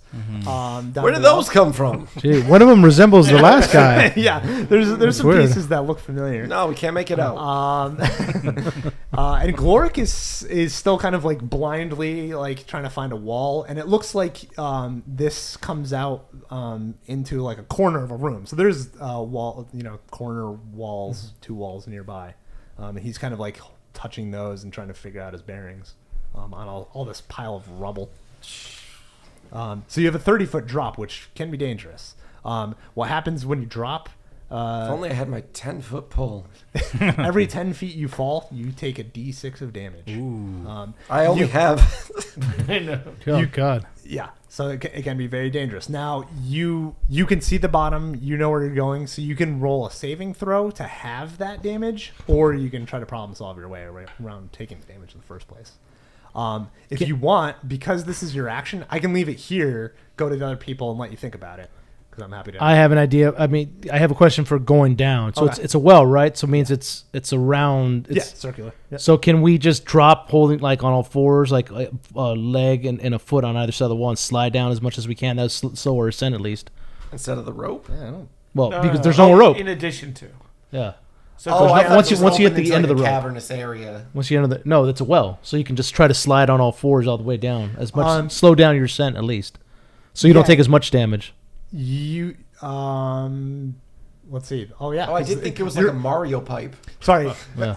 To your point, that's actually a really good point. So even though the rope ends, it's not like it ends at the opening of Right. down That's the what I wall. mean. So, you're I'll right. use So my then it'll sickle. only be That's a what I mean. 10-foot drop. Oh yeah, he can use a sickle. Yeah. I'll use my sickle. Yeah. As And I can leverage. use my sword. Just stick it in Once the side. again, Excellent Krondor problem plans solving. ahead.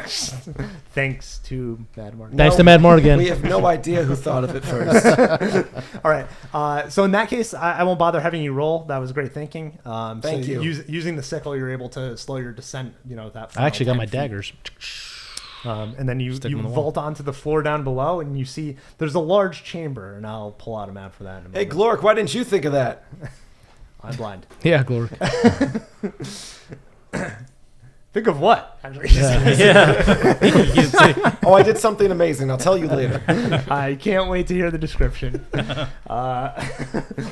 Okay, so that's your turn. Who else is before the bad guys? Anybody? It was me, but I just did the acid. I don't think I okay. have another option. Correct. Okay, so now it's the bad guy's turn. So move the advance the zombie up. Oh wait, zombie's blind. Can he Blind- technically zombie's attack blind. Blind. friendly fire? Who, the zombie? Or does he know that dude? Because what's good for the goose is good for the gander. That saying. If Yes, you guys I know what you mean.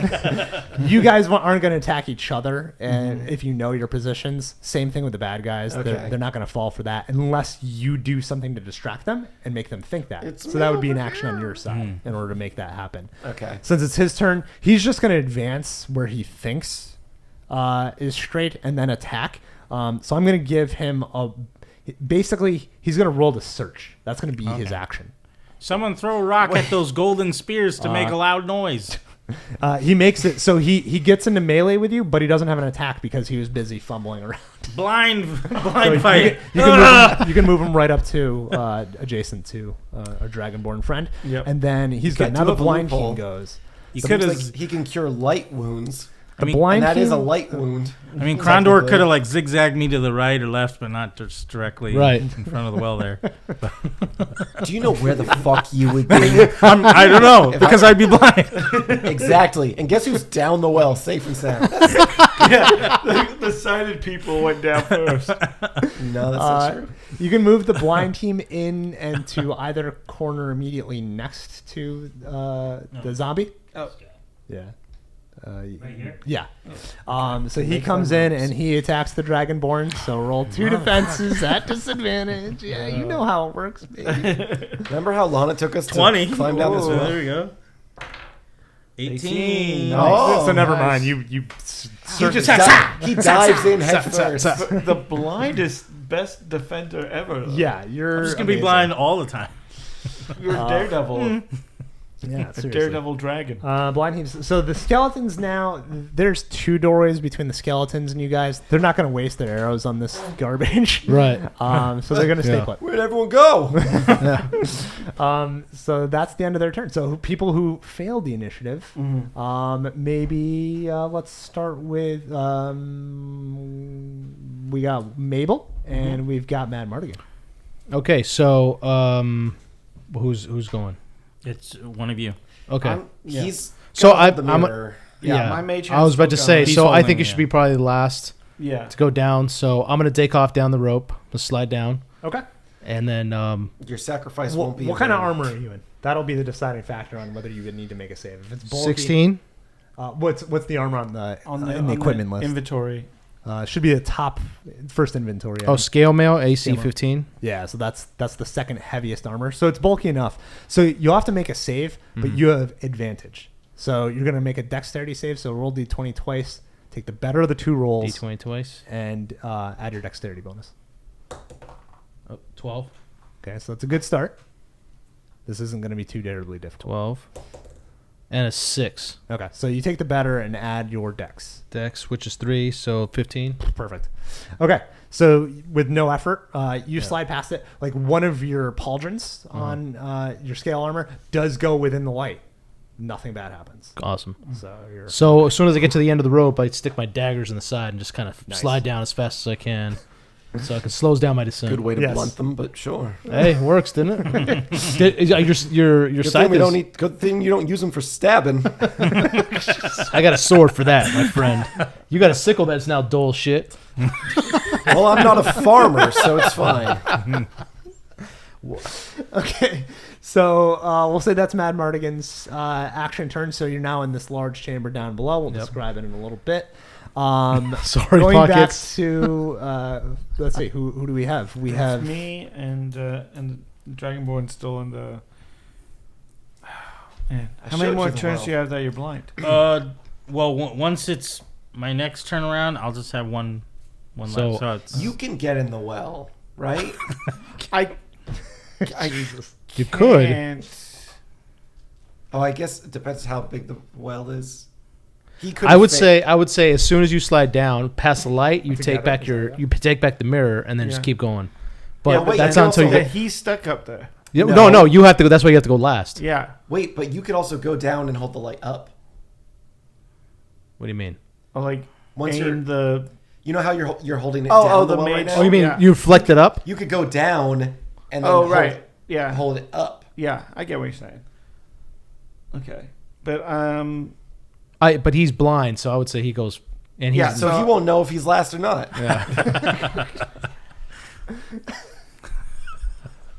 I mean, I could just cut my wrist right now and fill the elixir up with my blood and just jump down and see what happens.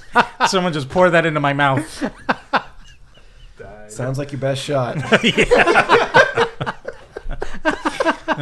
I'm gonna shoot a magic missile at the Blind team? the blinds. Yeah. Blind Awesome. team? yeah. blinding magic Blind. missile. Okay. I don't think you rolled to attack. I think you just rolled damage for that one. damage. Yeah. That's from your spell book, though, so It you got to is. roll your spell hoarder to see if you keep that spell or not. Okay, so I just need a 6 to see if I hold it. Yeah. If not, it's just gone for the day. It's gone. Okay, so you can. There's a circle on any spell cards. There's a circle. You can just like make a mark in that, and that shows that you've expended that spell. For scrolls, you'll see there's no circle. You just hand that back to me because it's used. Scrolls disappear when they're dead or used, whatever, depleted. And so now I do a damage of what's it? 1d6 plus 1. Yeah, magic missiles are awesome in this edition. And they're D4 plus 1 in later. I do 5. 6. 6 damage. Okay. Nice, yeah. And you were targeting who? The Blind Heath, Glow yeah. face. Low face. Glowy eye. Yeah, glowy-eyed frog dude. Yeah. Okay. Let me find his hit points. Boom. Okay. Oops. He's there they still go. alive. You hit him God. with this magical dart. What color is this magical energy? It's purple. right, I sticking go with with the the theme. purple.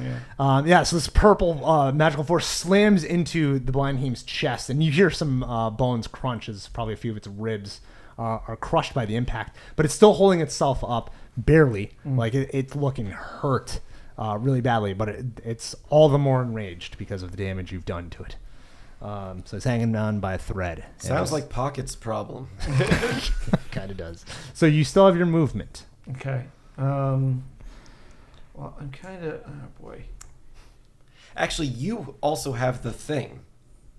In your hand. Yeah. So we're probably going to need that to unlock something down below. Right. So we're going to have you go below now. Then he's trapped. Look. He'll figure it out. He's made it this far. Hold the mirror up. Okay. Hold the mirror Gosh, up. I'm sorry. Or fire a magic missile at the I the can't. head. I'm done with magic Oh, no. missiles. I wouldn't I endanger had one a magic crew missile. member. That was my big shot. I took it. It landed. I'm out of magic missiles. Your now. safety is my priority. Sorry. We should have blew up the Medusa head. No, I'm gonna stay up here and guide Pockets. So I'm gonna say, Thank you, Babel. I'm gonna say, Pockets, grab the rope and go. You could toss that down before you die, right? Yeah. Why don't you give him whatever you have before he goes? Okay, yeah, I hand. Oh, this is the character, not Chad. So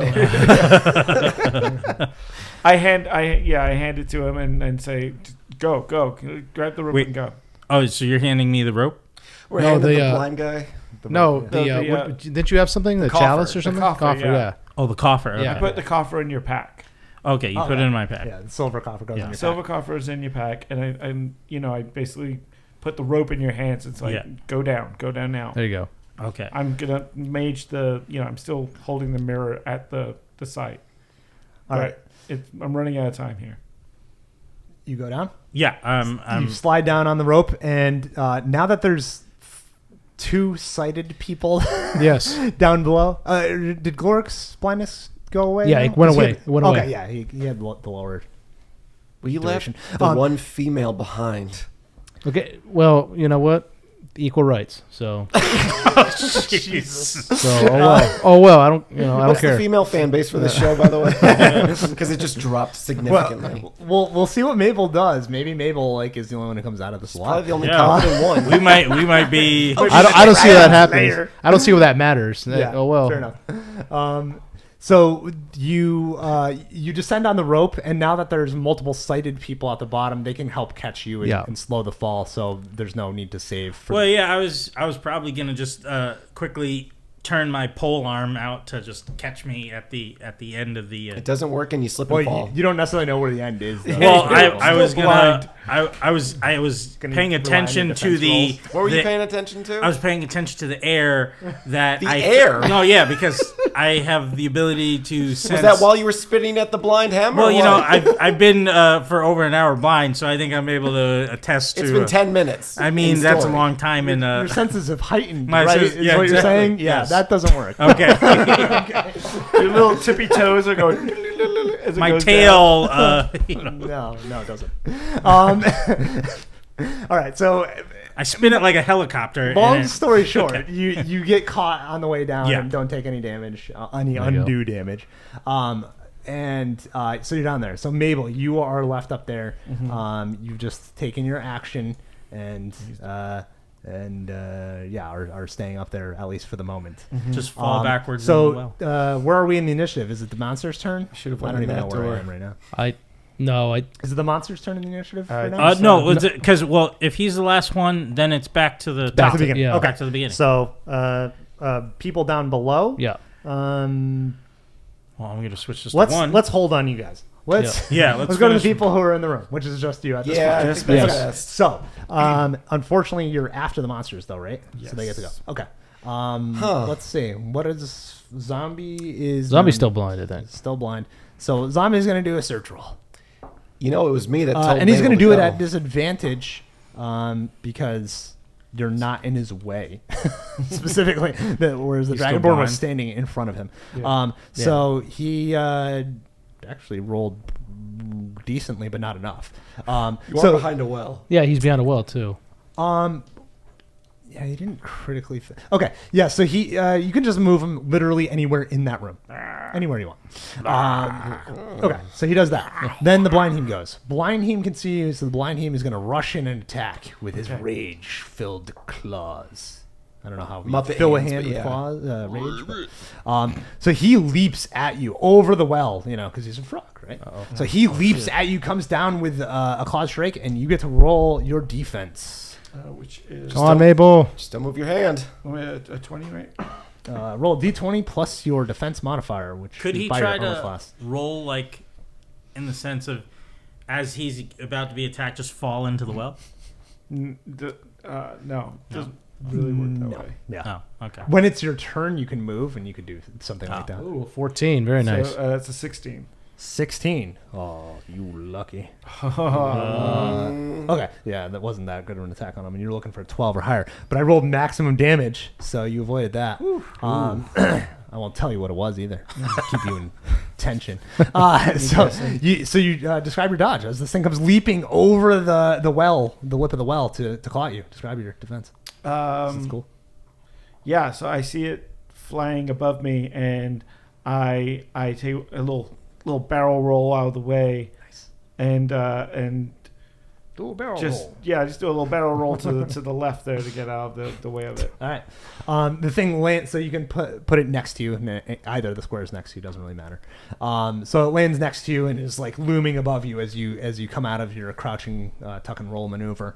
And that's the bad guy's turn, so you can go. Yeah, I then do a quick a leap down the well, All right. with the rope in hand. My slight elfish frame helps me to gracefully go down. Yeah, you do not need to roll. I probably should have had Chad make a roll, but I forgot. So we'll Not let too late. Well, wait, is his other hand holding the mirror? Too, Well, as he the dives? mage hand is, but as I pass goes the down, he just Medusa turns head, Yeah. I don't need to. So as I pass the Medusa's head, I take the mirror and put it in my pocket, Yeah. and I use the mage hand to give the guys upstairs a big finger. Yes. And I continue down the well. the blind heme like peers over the lip of the well And there's and a just big goes, "Ooh." Purple magic hand giving him the bird. It's like Yeah. swipe or no swipe. Yeah. So you guys are now out of the range of the blind heme's eyes to affect you. So even if you look up the well, you're not going to be like blinded by it. But for the few moments it's like looking down the well, you Should've now taken have his extra hand. light, which is kind of nice, but doesn't really play too much into this. So give me a second here while I clear the map, because you guys are now in the chamber below. Actually, you know what? No, we won't clear the map. Oh. We'll read a description. We'll Okay. play. This is called Theater of the Mind. Ah, you don't play with a yes. battle map. Okay. We may not need it for this Theater immediate portion, of the mind. so- yes. So for the folks who I was don't, literally worried about Mage. I was actually worried about her. I was like, oh my god. You mean Mabel? Mabel? Whatever. Wow. Yeah. Real Mage the worried. Mabel. I was. She's a worried about mage, yeah. her. I was worried about her. all right. So you've descended down this circular hole in the ceiling that still has, the greenish glow emanating from it from that Medusa figurehead. That's now, what was it? The whole thing was 80 feet. The Medusa head was 30, so it's 50 feet above you, more or less, at this point. The room you land in is a long, rectangular room. You're in, we'll say the northeastern corner. Sorry, getting my bearings here from where you guys are on the map, from the room above. So you're in the northeastern corner. The very corner is where this hole kind of opens up to. There's a whole bunch of scattered pieces of rock, stone beneath you. Some of it is recognizable in some ways. A whole bunch of it isn't, though. There's a lot more than just one broken dwarf down here. For those, Should I put the mirror up to these guys? No. So we can see? No. Oh, okay. That's fine. They probably had a cold. There's all these stone pebbles everywhere. Most of it immediately under where this pit is, so the vast majority of the detritus is there. You can see that there's insects crawling all over it. With your torchlight, the insects are kind of afraid of the torch, so they scurry and hide beneath some of the rocks. They're small. They're not. It's not like giant, centipedes or some crazy thing. Just bugs and stuff that have gotten in here. They're nesting within all these fallen rocks. There's throughout the room, though, there's also other what appear to be pieces of statues, whereas the crumbled stuff below you is probably pieces of statues, or at least that's what it appears to be. There's much more of that intact, but none of them fully intact. Okay. So you don't have one single statue that's fully intact and beautiful. Most of them are an arm is broken off, a head is missing. Some of it you can see has been clearly shattered. Some of it the piece is just missing, just clean gone. So you're not sure what happened to it.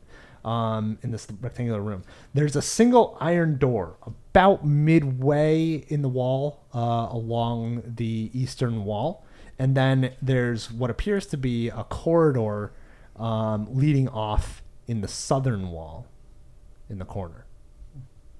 And it's very hard to see the whole room all at once with the torchlight, because the room is long enough that it fades in the darkness, but it's not. It's maybe, let's see, it's maybe 60 feet across and about a little over 40 feet wide. So, and on the wide plane is where the iron door is. On the long plane is, the far end is where that southern corridor is. So hopefully that makes sense. That's, don't hesitate to ask questions if that didn't make. The good news is now that you're down here, you're among this weird statuary, most of it broken, some pieces missing. The blindness slowly fades away. Your eyesight begins to come back, much as Glorix did. It's a little hazy at first, but it comes back relatively quickly. So it's you're not debilitated like that for very long down here. With the torchlight, the torchlight, you're starting to explore the statues, look at more detail of these things, much like the statue of the woman in that first room, lifelike detail, especially on the most recently broke statue of a dwarf with a frothy beard. And Poor bastard. I wonder how much water was left to drain up there. The torchlight comes to the iron door midway down that eastern wall. And on that door, you can see that, unlike the doors above, this one features a locking mechanism and a handle. It's a very ornate metal handle that's affixed in the door with this heavy lock built into the door. It's not like a padlock, it's built into the door.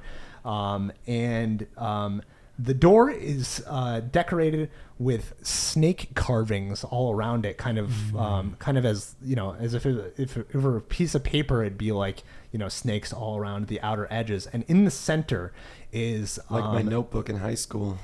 Is a circular emblem dead center in the doorway that depicts a Medusa's head, with snakes swirling around it from where hair would be. And its eyes are this blank white. There's no pupil, even though everything else, is carved with such loving detail. These are just these blank staring eyes.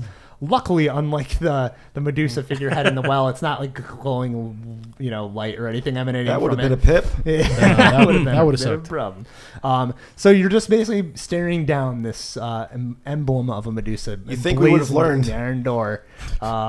Yeah, and we'll end this session there and come back soon to see if you guys can survive the rest of the puzzle dungeon. Yes. Oh, very good. Thank you, Tim, for being Thank you, Tim. an awesome Thank you, guys. game Thank you, moderator. Master. Yeah. Thank you for making me laugh so much. Good problem solving.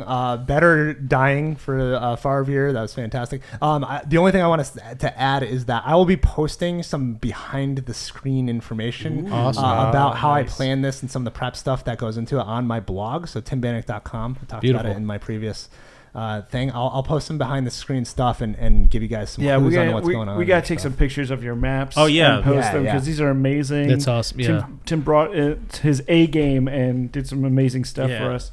So much So fun. thank you so much. Thank you. You are welcome. Thank you. Thank you again for tuning in for another episode of Enter the Nerdom, a very special episode of Enter the Nerdom. I hope you've enjoyed our little adventure so far, and hopefully you join us next time to finish to see if we all survive. Hopefully, I'm thinking I will beat everybody here. But yes, so. Pockets is pretty tough. He took a lot of hits. Damn, I Pockets. said I wasn't going to interrupt him because I've interrupted him. But you every got other to say time. something, right? You got it. But No, before, Pockets is badass. before Pockets is I close everything out, Ed is, Mardigan, no. is there anything Please. anyone wants to Poor promote, man, or Poor man, Dan, your Yeah, after 3 hours, you want to hear about my Instagram? No, your wife's Instagram. yeah. Oh, she's calling, so let's wrap this up. Okay, yeah, let's put her on. If I may just say Call one yeah. All right, and enter the nerddom and exit the dungeon. Right? Yeah, okay. Bye.